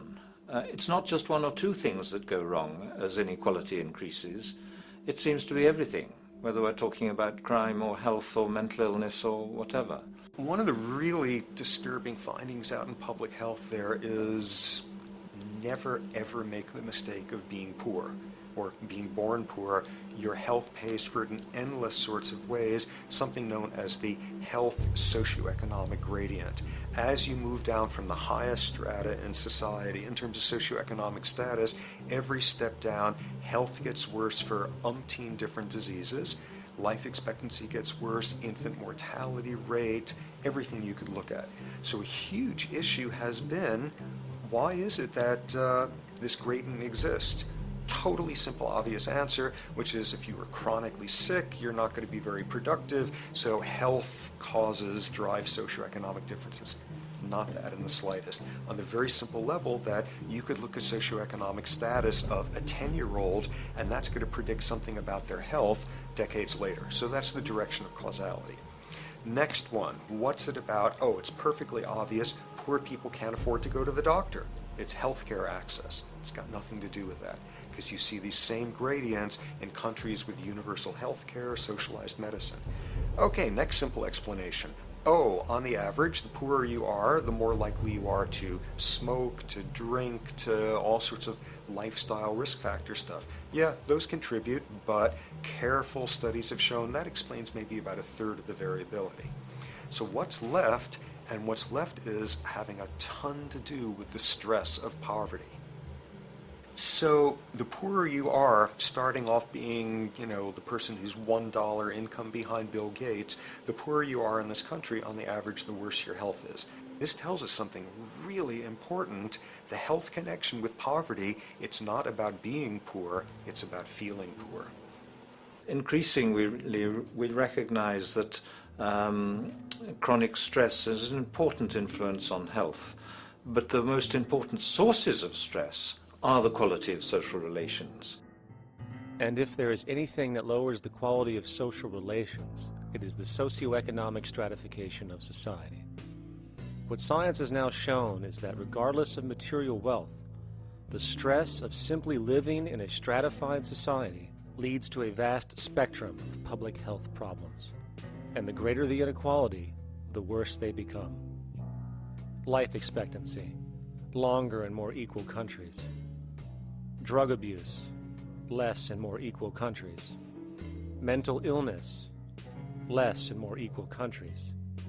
Social capital, meaning the ability of people to trust each other, naturally greater in more equal countries.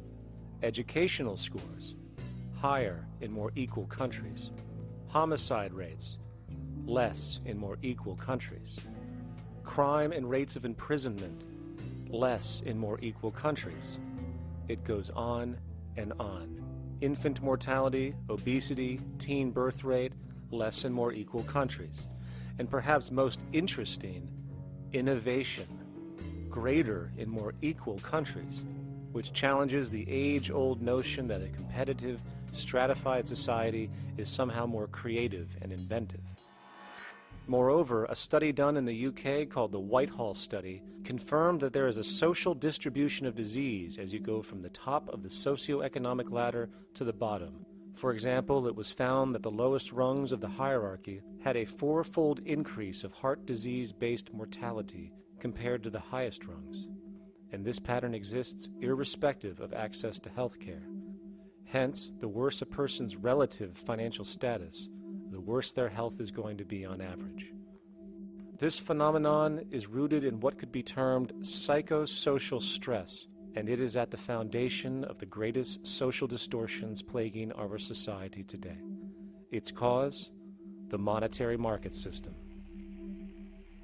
Make no mistake, the greatest destroyer of ecology, the greatest source of waste and depletion and pollution, the greatest purveyor of violence, war, crime, poverty, animal abuse, and inhumanity, the greatest generator of social and personal neuroses, mental disorders, depression, anxiety, not to mention the greatest source of social paralysis, stopping us from moving into new methodologies for personal health, global sustainability, and progress on this planet, is not some corrupt government or legislation, not some rogue corporation or banking cartel, not some flaw of human nature, and not some secret hidden cabal that controls the world.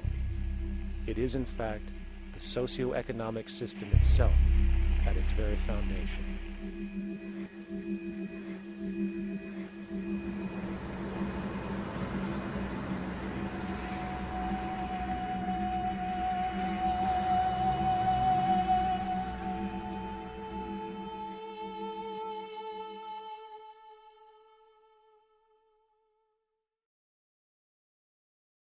Let's imagine for a moment we had the option to redesign human civilization from the ground up.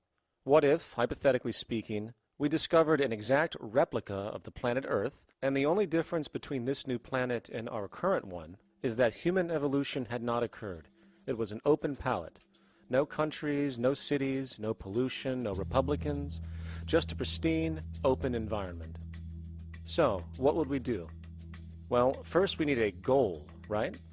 And it's safe to say that goal would be to survive. And not to just survive, but to do so in an optimized, healthy, prosperous way. Most people indeed desire to live, and they would prefer to do so without suffering. Therefore, the basis of this civilization needs to be as supportive and hence sustainable for human life as possible, taking into account the material needs of all the world's people while trying to remove anything that could hurt us in the long run. That goal of, say, maximum sustainability understood, the next question regards our method. What kind of approach do we take? Well, let's see. Last I checked, politics was the method of social operation on Earth. So what do the doctrines of the Republicans, liberals, conservatives, or socialists have to say about societal design? Not a damn thing. Okay, then what about religion? Surely the great creator had to have left some blueprint somewhere. No, nothing I can find. Okay then, so what's left? It appears something called science. Science is unique in that its methods demand not only that the ideas proposed be tested and replicated, but everything science comes up with is also inherently falsifiable. In other words, unlike religion and politics, science has no ego, and everything it suggests accepts the possibility of being proven wrong eventually. It holds on to nothing and evolves constantly. Well, that sounds natural enough to me. So then, based on the current state of scientific knowledge in the early 21st century, along with our goal of maximum sustainability for the human population, how do we begin the actual process of construction? Well, the first question to ask, what do we need to survive? The answer, of course, are planetary resources. Whether it is the water we drink, the energy we use, the raw materials we utilize to create tools and shelter, the planet hosts an inventory of resources, many of which are demanded for our survival. So, given that reality, it then becomes critical to figure out what we have and where it is. This means we need to conduct a survey. We simply locate and identify every physical resource on the planet we can, along with the amount available at each location, from the deposits of copper to the most potent locations for wind farms to produce energy, to the natural freshwater springs, to an assessment of the amount of fish in the ocean, to the most prime arable land for food cultivation, etc. But since we humans are going to be consuming these resources over time, we then realize that not only do we need to locate and identify, we also need to track. We need to make sure we don't run out of any of this stuff. That would be bad. And this means not only tracking our rates of use, but the rates of earthly regeneration as well, such as how long it takes for, say, a tree to grow or a spring to replenish. This is called dynamic equilibrium. In other words, if we use up trees faster than they can be grown back, we have a serious problem, for it is unsustainable. So then, how do we track this inventory, especially when we recognize that all of this stuff is scattered everywhere? We have large mineral mines in what we call Africa, energy concentrations in the Middle East, huge tidal power possibilities on the Atlantic coast of North America, the largest supply of fresh water in Brazil, etc. Well, once again, good old science has a suggestion. It's called systems theory. Systems theory recognizes that the fabric of the natural world, from human biology to the earthly biosphere to the gravitational pull of the solar system itself, is one huge synergistically connected system, fully interlinked. Just as human cells connect to form our organs, and the organs connect to form our bodies, and since our bodies cannot live without the earthly resources of food, air, and water, we are intrinsically connected to the earth, and so on. So, as nature suggests, we take all of this inventory and tracking data and create a system to manage it. a global resource management system, in fact, to account for every relevant resource on the planet. There is simply no logical alternative if our goal as a species is survival in the long run. We have to keep track as a whole. That understood, we can now consider production. How do we use all this stuff? What will our process of production be, and what do we need to consider to make sure it is as optimized as possible to maximize our sustainability? Well, the first thing that jumps right out at us is the fact that we need to constantly try and preserve. The planet's resources are essentially finite, so it is important that we be strategic. Strategic preservation is key. The second thing we recognize is that some resources are really not as good as others in their performance. In fact, some of this stuff, when put into use, has a terrible effect on the environment, which invariably hinders our own health. For example, oil and fossil fuels, no matter how you cut it, release some pretty destructive agents into the environment. Therefore, it is critical we do our best to use such things only when we really have to, if at all. Fortunately for us, we see a ton of solar, wind, tidal, wave, heat differential, and geothermal possibilities for energy production, so we can strategize objectively about what we use and where to avoid what could be called negative retroactions, or anything that results from production or use that damages the environment and hence ourselves. We will call this strategic safety to couple in with our strategic preservation. But production strategies do not stop there. We are going to need an efficiency strategy for the actual mechanics of production itself. And what we find is that there are roughly 3 specific protocols we must adhere to. 1. Every good we produce must be designed to last as long as possible. Naturally, the more things break down, the more resources we are going to need to replace them, and the more waste produced. 2. When things do break down or are no longer usable for whatever reason, it is critical that we harvest or recycle as much as we possibly can. So the production design must take this into account directly at the very earliest stages. 3. Quickly evolving technologies, such as electronics, which are subject to the fastest rates of technological obsolescence, would need to be designed to foreshadow and accommodate physical updates. The last thing we want to do is throw away an entire computer system just because it has only one broken part or is outdated. So we simply design the components to be easily updated, part by part, standardized and universally interchangeable, foreshadowed by the current trend of technological change. And when we realize that the mechanisms of strategic preservation, strategic safety, and strategic efficiency are purely technical considerations, devoid of any human opinion or bias, we simply program these strategies into a computer which can weigh and calculate all the relevant variables, allowing us to always arrive at the absolute best method for sustainable production based on current understandings. And while that might sound complex, all it is a glorified calculator. Not to mention such multivariate decision-making and monitoring systems are already used across the world today for isolated purposes. It is simply a process of scaling it out. So, now we not only have our resource management system, but also a production management system, both of which are easily computer automated to maximize efficiency, preservation, and safety. The informational reality is that the human mind, or even a group of humans, cannot track what needs to be tracked. It must be done by computers, and it can be. And this brings us to the next level, distribution. What sustainability strategies make sense here? Well, since we know that the shortest distance between 2 points is a straight line, and since energy is required to power transport machines, the less transport distance, the more efficient. Producing goods in one continent and shipping them over to another only makes sense if the goods in question simply cannot be produced in the target area. Otherwise, it is nothing but wasteful. We must localize production so distribution is simple, fast, and requires the least amount of energy. We'll call this the proximity strategy. which simply means we reduce the travel of goods as much as possible, whether raw materials or finished consumer products.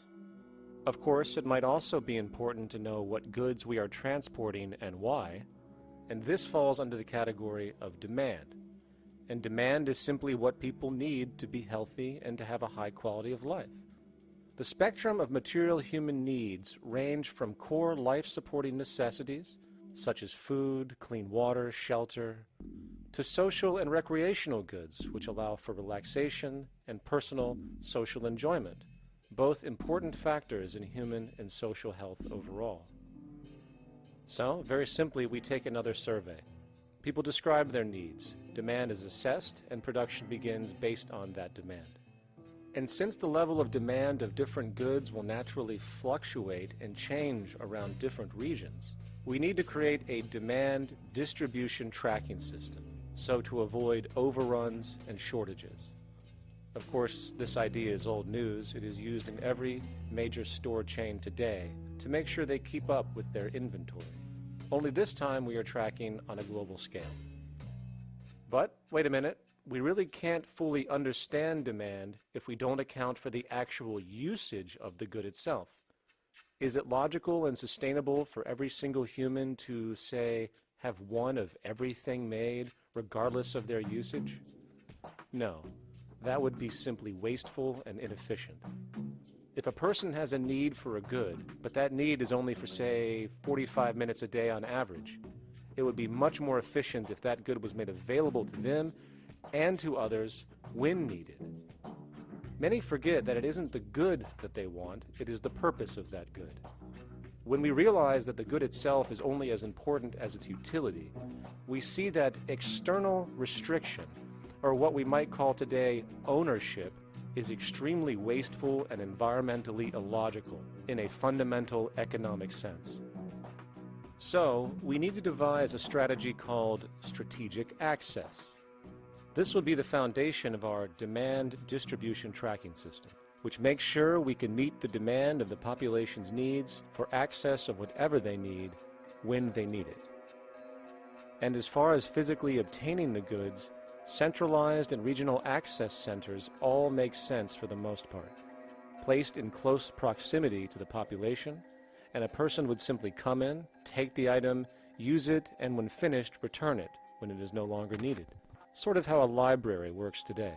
In fact, these centers could not only exist in the community in the way we see local stores today, but specialized access centers would exist in specific areas where often certain goods are utilized, saving more energy with less repeat transport. And once this demand tracking system is in order, it is tied into our production management system, and of course into our resource management system, hence creating a unified, dynamically updating, global economic management machine that simply makes sure we remain sustainable, starting with securing the integrity of our finite resources, moving to make sure we only create the best, most strategic goods possible, while distributing everything in the most intelligent and efficient way.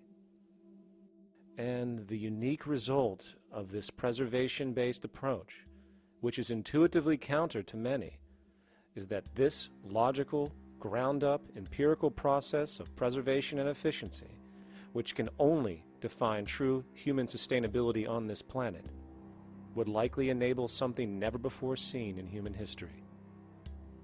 Access abundance, not just for a percentage of the global population, but the entire civilization.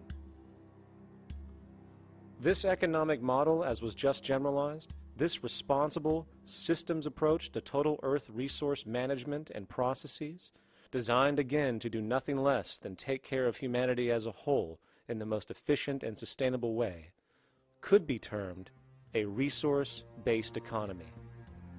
The idea was defined in the 1970s by structural engineer JACC Fresco. He understood back then that society was on a collision course with nature and itself, unsustainable on every level. And if things didn't change, we would destroy ourselves one way or another. Are all these things you're saying, Jacques, could they be built with what we know today, or are some of these things, are you guessing based on what we know today? No. All of these things can be built with what we know today. It would take 10 years to change the surface of the earth, to rebuild the world into a second Garden of Eden. The choice lies with you. The stupidity of a nuclear arms race, the development of weapons, trying to solve your problems politically by electing this political party or that political party, that all politics is immersed in corruption. Let me say it again. Communism, socialism, fascism, the Democrats, the liberals, we want to absorb human beings. All organizations that believe in a better life for man, there are no Negro problems or Polish problems or Jewish problems or Greek problems or women's problems. They're human problems. I'm not afraid of anybody. I don't work for anyone. No one can discharge me. I have no boss. I am afraid to live in the society we live in today. Our society cannot be maintained by this type of incompetency. It was great, the free enterprise system, about 35 years ago. That was the last of its usefulness. Now we've got to change our way of thinking or perish. The horror movies of the future will be our society, the way it didn't work. And politics would be part of a horror movie. Lots of people today use the term cold science because they're analytical. And they don't even know what analytical means. Science means closer approximations of the way the world really works. So it's telling the truth, is what it is. A scientist doesn't try to get along with people. They tell them what their findings are. They have to question all things. And if some scientist comes up with an experiment that shows certain materials have certain strength, other scientists have to be able to duplicate that experiment and come up with the same results. Even if a scientist feels that an airplane wing, due to mathematics or calculations, can hold up a given amount of weight, they still pile sandbags on it to see when it breaks. And they say, you know, my calculations are right, or they're not correct. I love that system because it's free of bias and free of thinking that math can solve all the problems. You have to put your math to test also. I think that every system that can be put to test should be put to test. And that all decisions should be based upon research. A resource-based economy is simply the scientific method applied to social concern, an approach utterly absent in the world today. Society is a technical invention, and the most efficient methods of optimized human health, physical production, distribution, city infrastructure, and the like reside in the field of science and technology, not politics or monetary economics. It operates in the same systematic way as, say, an airplane, and there is no Republican or liberal way to build an airplane. Likewise, nature itself is the physical referent we use to prove our science, and it is a set system, emerging only from our increased understanding of it. In fact, it has no regard for what you subjectively think or believe to be true. Rather, it gives you an option. You can learn and fall in line with its natural laws and conduct yourself accordingly, invariably creating good health and sustainability, or you can go against the current to no avail. It doesn't matter how much you believe you can just stand up right now and walk on the wall next to you. The law of gravity will not allow it. If you do not eat, you will die. If you are not touched as an infant, you will die. As harsh as it may sound, nature is a dictatorship, and we can either listen to it and come in harmony with it, or suffer the inevitable adverse consequences. So, a resource-based economy is nothing more than a set of proven, life-supporting understandings where all decisions are based upon optimized human and environmental sustainability. It takes into account the empirical life ground, which every human being shares as a need, regardless, again, of their political or religious philosophy. There is no cultural relativism to this approach. It isn't a matter of opinion. Human needs are human needs, and having access to the necessities of life, such as clean air, nutritious food, and clean water, along with a positively reinforcing, stable, nurturing, and non-violent environment, is demanded for our mental and physical health, our evolutionary fitness, and hence the species' survival itself. A resource-based economy would be based upon available resources. You can't just bring a lot of people to an island or build a city of 50,000 people without having access to the necessities of life. So when I use the term a comprehensive systems approach, I'm talking about doing an inventory of the area first and determining what that area can supply, not just architectural approach, not just design approach, but design must be based on all of the requirements to enhance human life. And that's what I mean by an integrated way of thinking. Food, clothing, shelter, warmth, love, all those things are necessary. If you deprive people of any of them, you have a lesser human being, less capable of functioning. As previously outlined, a resource-based economy's ground-up, global, systems approach to extraction, production, and distribution is based upon a set of true economic mechanisms, or strategies, which guarantee efficiency and sustainability in every area of the economy. So, continuing this train of thought regarding logical design, what is next in our equation? Where does all this materialize? Cities. The advent of the city is a defining feature of modern civilization.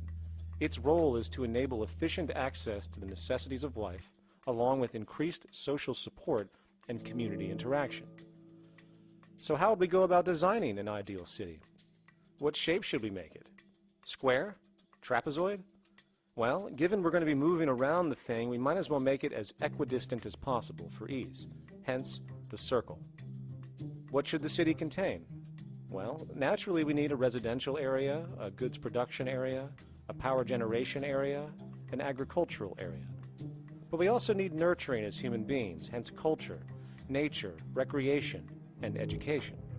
So let's include a nice open park, an entertainment events area for cultural purposes and socializing, and educational and research facilities. And since we're working with a circle, it seems rational to place these functions in belts based on the amount of land required for each goal, along with ease of access. Very good. Now, let's get down to specifics. First, we need to consider the core infrastructure, or intestines, of the city organism. These would be the water, good, waste, and energy transport channels. Just as we have water and sewage systems under our cities today, we would extend this channeling concept to integrate waste recycling and delivery itself. No more mailmen or garbage men. It is built right in. We could even use automated pneumatic tubes and similar technologies. Same goes for transport. It needs to be integrated and strategically designed to reduce or even remove the need for wasteful, independent automobiles. Electric trams, conveyors, transveyors, and maglevs, which can take you virtually anywhere in the city, even up and down, along with connecting you to other cities as well. And of course, in the event an automobile is required, it is automated by satellite for safety and integrity. In fact, this automation technology is in working order right now. Automobile accidents kill about 1.2 million people every single year, injuring about 50 million. This is absurd and doesn't have to occur. Between efficient city design and automated driverless cars, this death toll can be virtually eliminated. Agriculture. Today, through our haphazard, cost-cutting industrial methods, using pesticides, excessive fertilizers, and other means, we have successfully destroyed much of the arable land on this planet, not to mention also extensively poisoning our bodies. In fact, industrial and agricultural chemical toxins now show up in virtually every human being tested, including infants. Fortunately, there is a glaring alternative: the soilless mediums of hydroponics and aeroponics, which also reduce nutrient and water requirements by up to 75% of our current usage. Food can now be organically grown on an industrial scale in enclosed vertical farms, such as in 50-story, 1-acre plots, virtually eliminating the need for pesticides and hydrocarbons in general. This is the future of industrial food cultivation, efficient, clean, and abundant.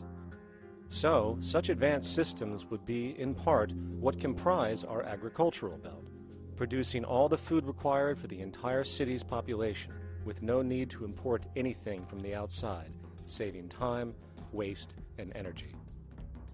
And speaking of energy, The energy belt would work in a systems approach to extract electricity from our abundant renewable mediums, specifically wind, solar, geothermal, and heat differentials, and if near water potentials, tidal and wave power. To avoid intermittency and make sure a positive net energy return occurs, these mediums would operate in an integrated system, powering each other when needed, while storing excessive energy to large supercapacitors under the ground, so nothing can go to waste. And not only does the city power itself, particular structures will also power independently and generate electricity through photovoltaic paints, structural pressure transducers, the thermocouple effect, and other current but underutilized technologies. But of course, this begs the question, how does this technology and goods in general get created in the first place? This brings us to production. The industrial belt, apart from having hospitals and the like, would be the hub of factory production. Completely localized overall, it would of course obtain raw materials by way of the global resource management system just discussed, with demand being generated by the population of the city itself. As far as the mechanics of production, we need to discuss a new, powerful phenomenon which was sparked very recently in human history and is on pace to changing everything. It's called mechanization, or the automation of labor. Well, if you look around you, you'll notice that almost everything that we use today is built automatically. Your shoes, your clothes, your home appliances, your car, and so on, they are all built by machines in an automatic way. Can we say that the society has not been influenced by these major technological advancements? Of course not. These systems really dictate new structures and new needs, and they make a lot of other things obsolete. So we've been going up in the development and use of technology in an exponential way. So definitely automation is going to continue. You cannot stop technologies that just make sense. Labor automation through technology is at the bottom of every major social transformation in human history. From the agricultural revolution and the invention of the plow, to the industrial revolution and the invention of the powered machine, to the information age we live in now through essentially the invention of advanced electronics and computers. And with regard to advanced production methods today, mechanization is now evolving on its own, moving away from the traditional method of assembling component parts into a configuration into an advanced method of creating entire products in one single process. Like most engineers, I'm fascinated by biology because it's so full of examples of extraordinary pieces of engineering. And absolutely, what biology is the study of things that copy themselves. Of course, that's good a definition of life as we've got. Again, as an engineer, I've always been intrigued by the idea of machines that would copy themselves. RepRap is a three-dimensional printer. That's to say, it's a printer that you plug into a computer, and instead of making two-dimensional sheets of paper with patterns on, it makes real, physical, three-dimensional objects. Now, there's nothing new about that. 3D printers have been around for about 30 years. Big thing about RepRap is that it prints most of its own parts. And so, if you've got one, you can make another one and give it to a friend, as well as being able to print lots of useful things. From the simple printing of basic household goods in your home, to the printing of an entire automobile body in one swoop, advanced automated 3D printing now has the potential to transform virtually every field of production, including home construction. Contour crafting is actually a fabrication technology, the so-called 3D printing, when you directly build a 3D object from a computer model. Using contour crafting, it will be possible to build a 2,000 square foot home entirely by the machine in one day. The reason that people are interested in automating construction is that it really brings a lot of benefits. For example, construction is pretty labor intensive, and although it provides job for a sector of the society, it also has issues and complications. For example, construction is the most dangerous job that there is. It is worse than mining and agriculture. It has got the highest level of fatality almost in every country. Another issue is the waste. An average home in the United States has 3 to 7 tons of waste. So this is huge if we look at the impact of construction and knowing that about 40% of all materials in the world are used in construction. So big waste of energy and resources and big damage to the environment as well. Making homes using hammers and nails and wood with the state of our technology today is really absurd and will go the way of our labor class in regards to manufacturing in the United States. Recently, there was a study by economist David Autor of MIT that states that our middle class is obsolete and being replaced by automation. Quite simply, mechanization is more productive, efficient, and sustainable than human labor in virtually every sector of the economy today. Machines do not need vacations, breaks, insurance, pensions, and they can work 24 hours a day every day. The output potential and accuracy compared to human labor is unmatched. The bottom line, repetitive human labor is becoming obsolete and impractical across the world, and the unemployment you see around you today is fundamentally the result of this evolution of efficiency in technology.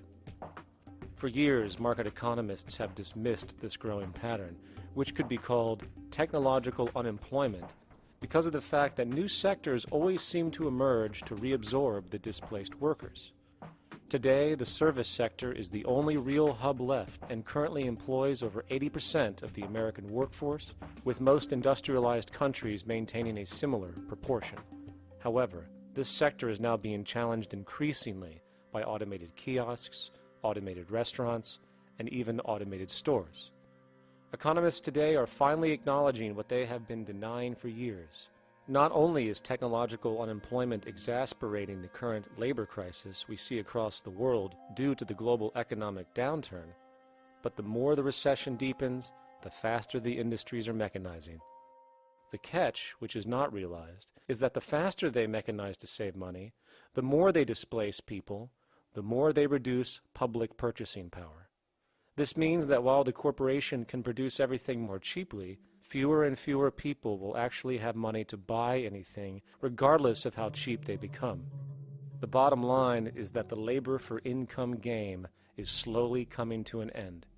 In fact, if you take a moment to reflect on the jobs which are in existence today, which automation could take over right now if applied, 75% of the global workforce could be replaced by mechanization tomorrow. And this is why, in a resource-based economy, there is no monetary market system, no money at all, for there is no need. A resource-based economy recognizes the efficiency of mechanization and accepts it for what it offers. It doesn't fight it like we do today. Why? Because it is irresponsible not to, given any interest in efficiency and sustainability. And this brings us back to our city system. In the center is the central dome, which not only houses the educational facilities and transportation hub, it also hosts the mainframe that runs the city's technical operations. The city is, in fact, one big automated machine. It has sensors in all technical belts to track the progress of agriculture, energy gathering, production, distribution, and the like. Now, would people be needed to oversee these operations in the event of a malfunction or the like? Most probably yes, but that number would decrease over time as improvements continue. However, as of today, maybe 3% of the city population would be needed for this job when you break it down. And I can assure you that in an economic system which is actually designed to take care of you and secure your well-being, without you having to submit to a private dictatorship on a daily basis, usually to a job that is either technically unnecessary or socially pointless, while often struggling with debt that doesn't exist just to make ends meet. I guarantee you people will volunteer their time left and right to maintain and improve a system that actually takes care of them. And coupled with this issue of incentive comes the common assumption that if there isn't some external pressure for one to work for a living, people will just sit around, do nothing, and turn into fat, lazy blobs. This is nonsense. The labor system we have today is in fact the generator of laziness, not a resolver of it. If you think back to when you were a child, full of life, interested in new things to understand, likely creating and exploring, but as time went on, the system pushed you into the focus of figuring out how to make money. And from early education to study at a university, you are narrowed, only to emerge as a creature which serves as a cog in a wheel in a model that sends all the fruits to the upper 1%. Scientific studies have now shown that people are, in fact, not motivated by monetary reward when it comes to ingenuity and creation. The creation itself is the reward. Money, in fact, appears only to serve as an incentive for repetitive, mundane actions, a role we have just now shown can be replaced by machine. So when it comes to innovation, the actual use of the human mind, the monetary incentive has proven to be a hindrance, interfering and detracting from creative thought. And this might explain why Nikola Tesla, the Wright brothers, and other inventors who contributed massively to our current world never showed a monetary incentive to do so. Money is, in fact, a false incentive and causes 100 times more distortion than it does contribution. Good morning, class. Please settle down. The first thing I would like to do is go around the room and ask what everyone would like to be when they grow up. Who would like to go first? Okay, how about you, Sarah? When I grow up, I want to work at McDonald's like my mom. Oh, family tradition, eh? How about you, Linda?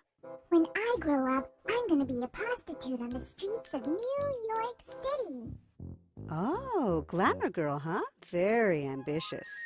How about you, Tommy? When I grow up, I'm going to be a rich, elitist businessman who works on Wall Street and profits off of the collapse of foreign economies. Enterprising, and great to see some multicultural interest. As stated before, a resource-based economy applies the scientific method to social concern, and this isn't limited to simply technical efficiency. It also has the consideration of human and social well-being directly and what comprises it. What good is a social system if, in the end, it doesn't produce happiness and peaceful coexistence? So it is important to point out that with the removal of the money system and the necessities of life provided, we would see a global reduction in crime by about 95% almost immediately, for there is nothing to steal, embezzle, scam, or the like.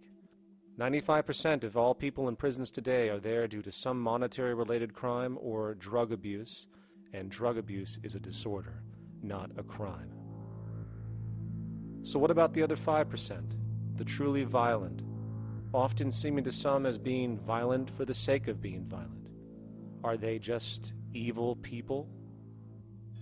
The reason that I frankly think it's a waste of time to engage in moral value judgments about people's violence is because it doesn't advance by one iota our understanding of either the causes or the prevention of the violent behavior. People sometimes ask if I believe in forgiving criminals. My answer to that is, no, I don't believe in forgiveness any more than I believe in condemnation.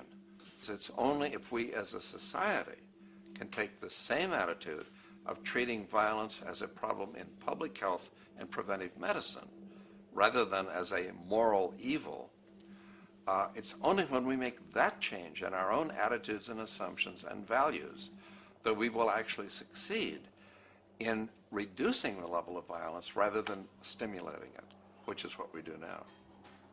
The more justice you seek, the more hurt you become, because there's no such thing as justice. There is whatever there is out there. That's it. In other words, if people are conditioned to be racist and bigots, if they're brought up in an environment that advocates that, why do you blame the person for it? They're a victim of a subculture. Therefore, they have to be helped.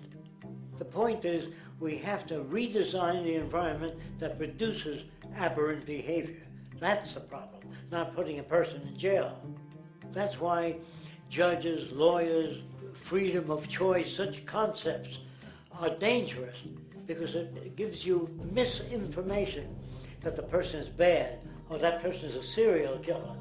Serial killers are made, just like soldiers become serial killers with a machine gun. They become killing machines, but nobody looks at them as murderers or assassins, because that's natural. So we blame people. We say, well, this guy was a Nazi, he tortured Jews. No, he was brought up to torture Jews. Once you accept the fact that people have individual choices and they're free to make those choices, free to make choices means without being influenced. And I can't understand that at all. All of us are influenced in all our choices by the culture we live in, by our parents, and by the values that dominate. So we're influenced. So there can't be free choices. What's the greatest country in the world? The true answer, I haven't been all over the world, and I don't know enough about different cultures to answer that question. I don't know anybody that speaks that way. They say, good old USA, the greatest country in the world. There's no survey. Have you been to India? No. Have you been to England? No. Have you been to France? No. What do you make your assumptions on? They can't answer. They get mad at you. They say, well, God damn it, who the hell are you to tell me what to think? You know, don't forget, you're dealing with aberrated people. They're not responsible for their answers. They're victims of culture. That means they've been influenced by their culture.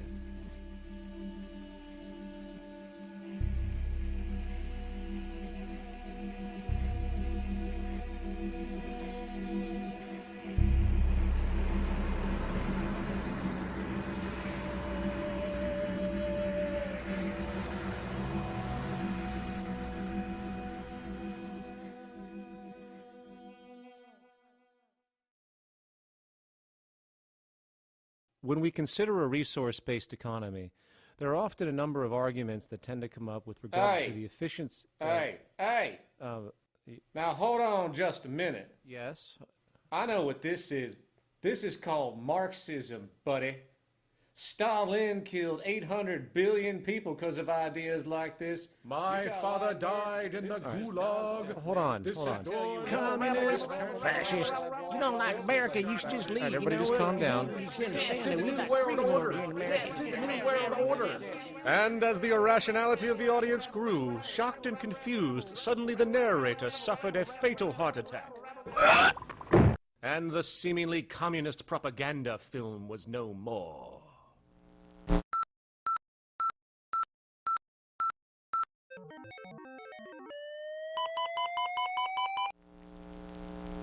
You know, I've said that sort of thing to people in think tank type of situations, and you know, these Club of Rome types and so forth. Marxist? What Marxist? Where did that come from? You know, they got this icon they hold on to as their holy grail, and it's such an easy one, you know. People ask if I'm a socialist or a communist or a capitalist, and I say I'm none of the above. And why do you think that those are the only options? All of those political constructs were created by writers who assumed that we lived on a planet of infinite resources.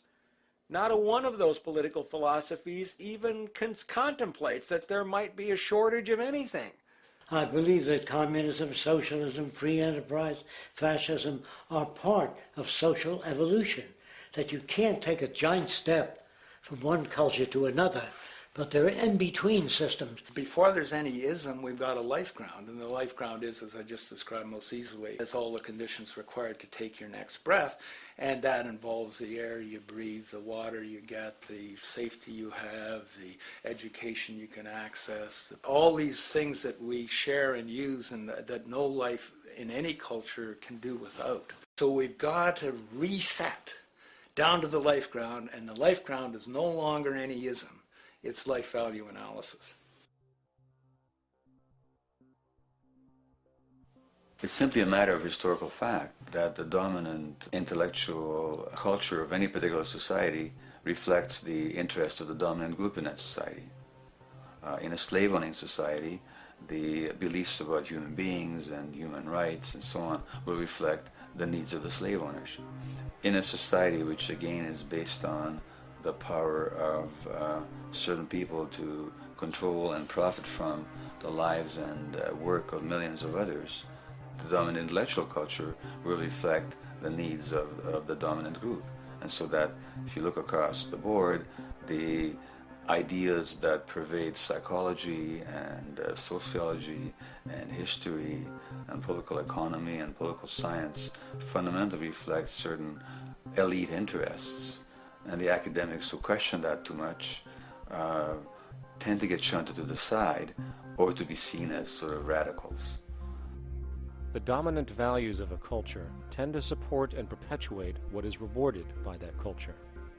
And in a society where success and status is measured by material wealth, not social contribution, it is easy to see why the state of the world is what it is today.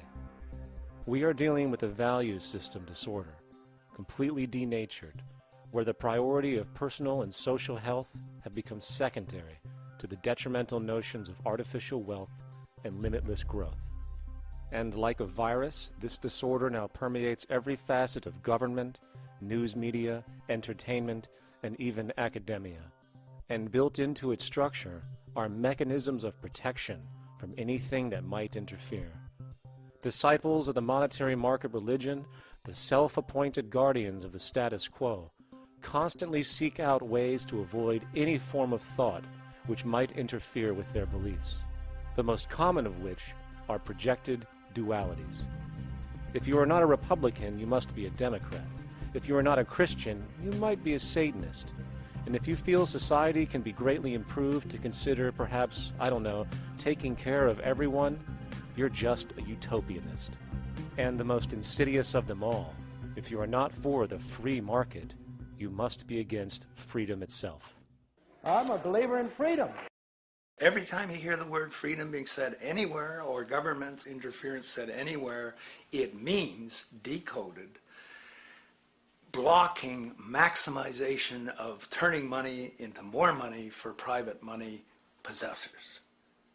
That's it. Every other thing they'll say, oh, we need more commodities for people, oh, this is freedom against tyranny and so forth. Every time you see it, you can decode it down to that. And I think you'll find a one-to-one correlation with every time they use it. And this is the sense in which we might call it's a syntax, a governing syntax of understanding and of value, so that it governs beneath their own recognition of it. So they may not say, oh, I didn't mean that at all, but in fact, that's what they do. Just like you may speak a grammar, and you have rules of grammar you follow without recognizing what the rules are.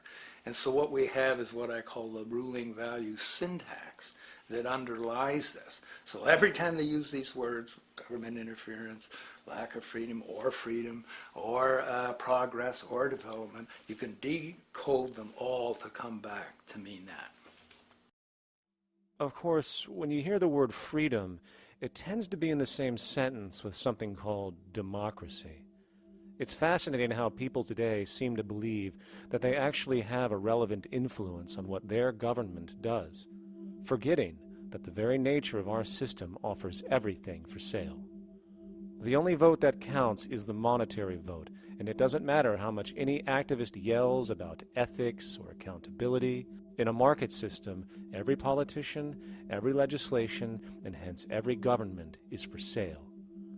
And even with the $20 trillion bank bailout starting in 2007, an amount of money which could have changed, say, the global energy infrastructure to fully renewable methods, instead going to a series of institutions that literally do nothing to help society, institutions that could be removed tomorrow with no recourse.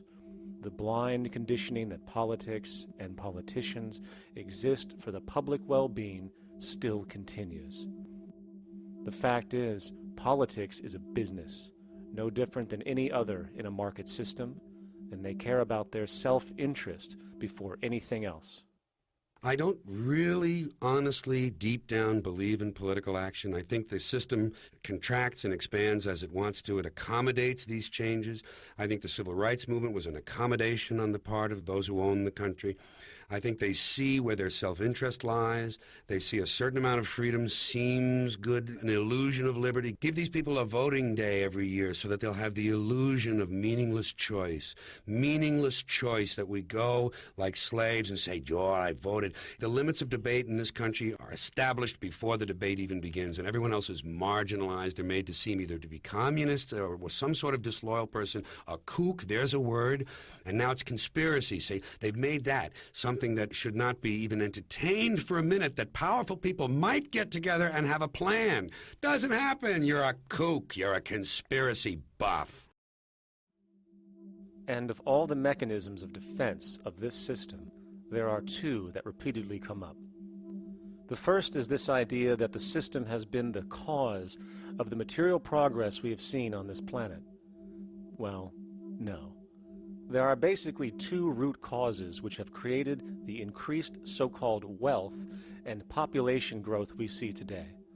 One, the exponential advancement of production technology, hence scientific ingenuity. And two, the initial discovery of abundant hydrocarbon energy, which is currently the foundation of the entire socioeconomic system.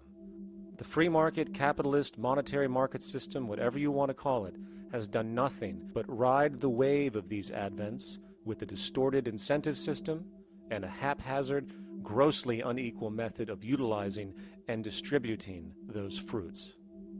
The second defense is a belligerent social bias generated from years of propaganda, which sees any other social system as a route to so-called tyranny, with various name droppings of Stalin, Mao, Hitler, and the death tolls they generated. Well, as despotic as these men might have been, along with the societal approaches they perpetuated, when it comes to the game of death, when it comes to the systematic daily mass murder of human beings, nothing in history compares to what we have today. Famines throughout at least the last century of our history have not been caused by a lack of food. They've been caused by relative poverty. The economic resources were so inequitably distributed that the poor simply didn't have enough money with which to buy the food that would have been available if they could have afforded to pay for it. That would be an example of structural violence. Another example, in Africa and some other areas, but I'll particularly focus on Africa, tens of millions of people are dying of AIDS. Why are they dying? It's not because we don't know how to treat AIDS. We have, millions of people in the wealthy countries are getting along remarkably well because they have the medicines that will treat it. The people in Africa who are dying of AIDS are not dying because of the HIV virus. They're dying because they don't have the money with which to pay for the drugs that would keep them alive. Gandhi saw this. He said the deadliest form of violence is poverty. And that's absolutely right. Poverty kills far more people than all the wars in history, more people than all the murderers in history, more than all the suicides in history. Not only does structural violence kill more people than all the behavioral violence put together, structural violence is also the main cause of behavioral violence.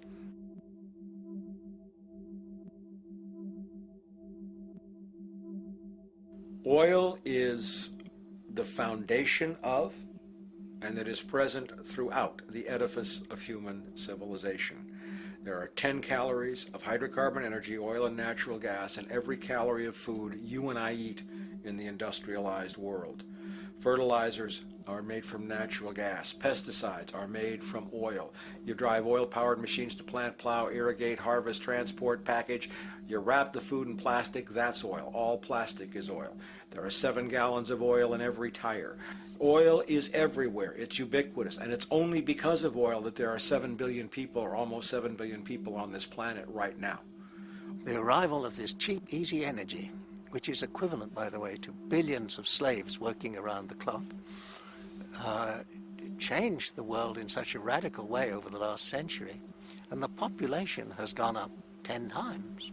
But by 2050, oil supply is able to support less than half the present world's population in their present way of life. So the scale of adjustment to live differently is just enormous. The world is now using 6 barrels of oil for every barrel it finds. 5 years ago, it was using 4 barrels of oil for every barrel it finds.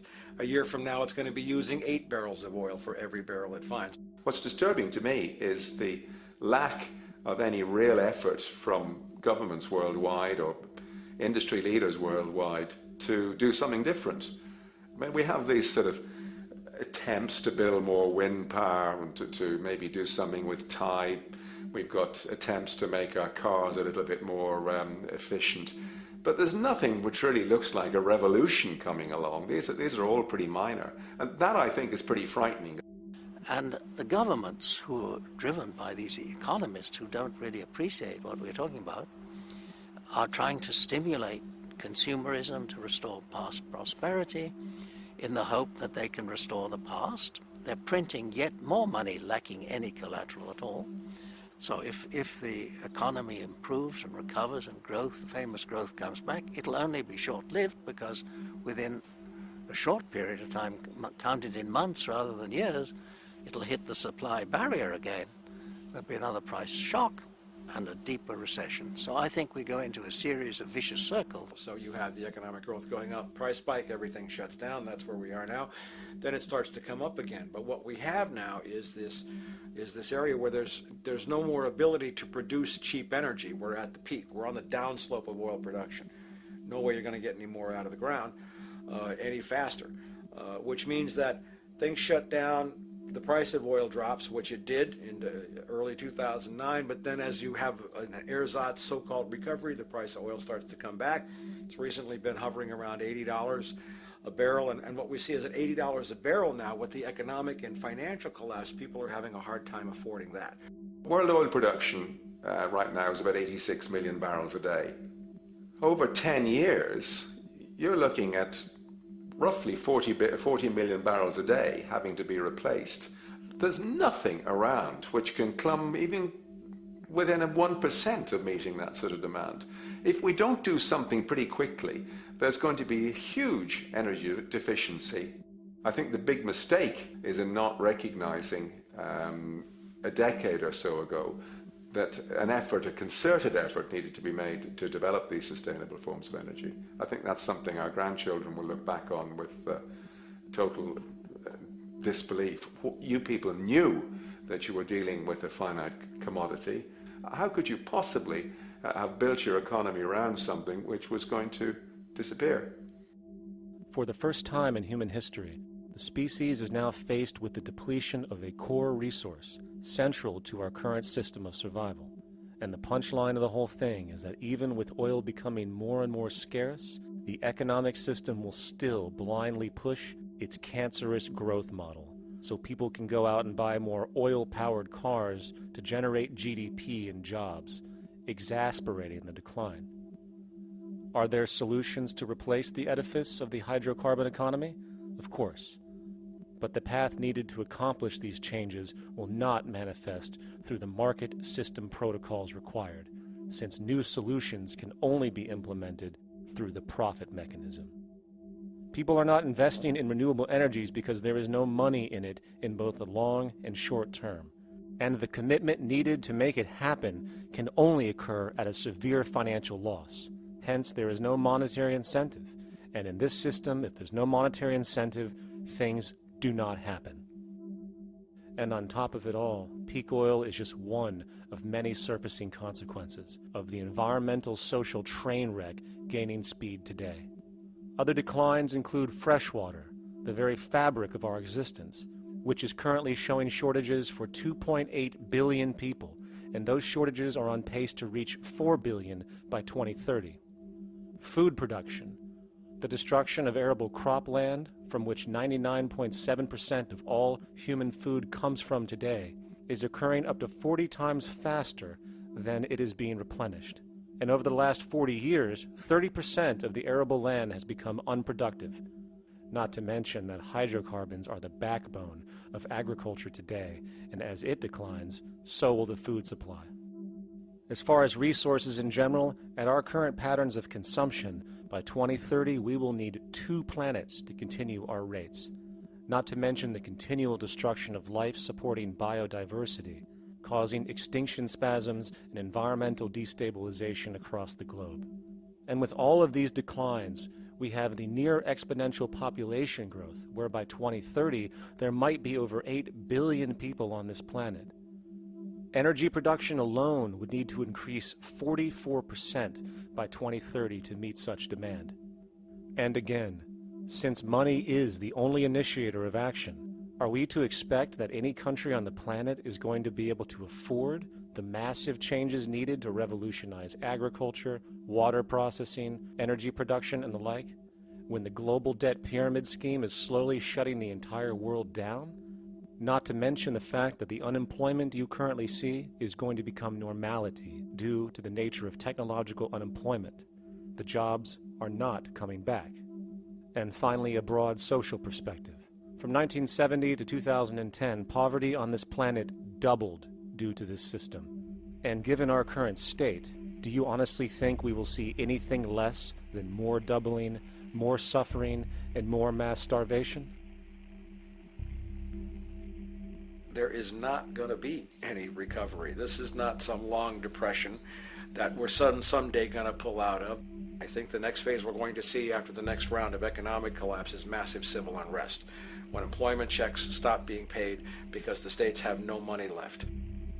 And when things get so bad that people lose confidence in their elected leaders, they will demand change if we don't kill each other in the process or destroy the environment. I'm just afraid that we might get to the point of no return.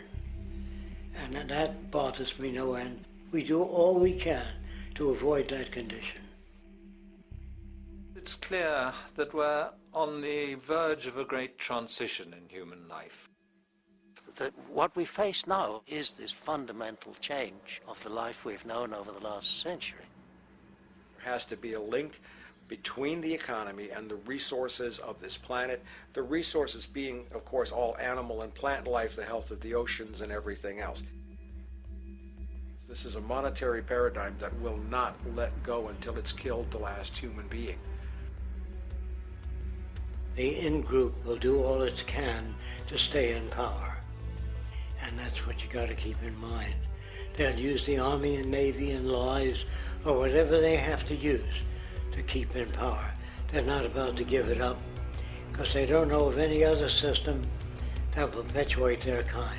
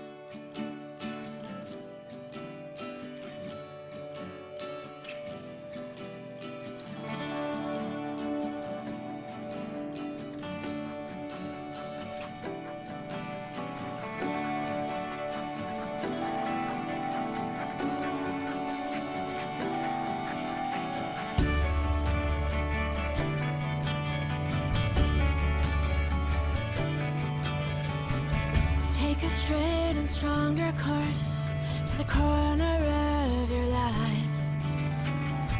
Just remember that the goal is for us all to capture all we want. We have to live. Don't surround yourself with yourself. Move on back to the squares. Send an instant karma to me, and I shall live with love and care for yourself. 'Cause it's time and time with your time, and this news is captured for the Queen to use.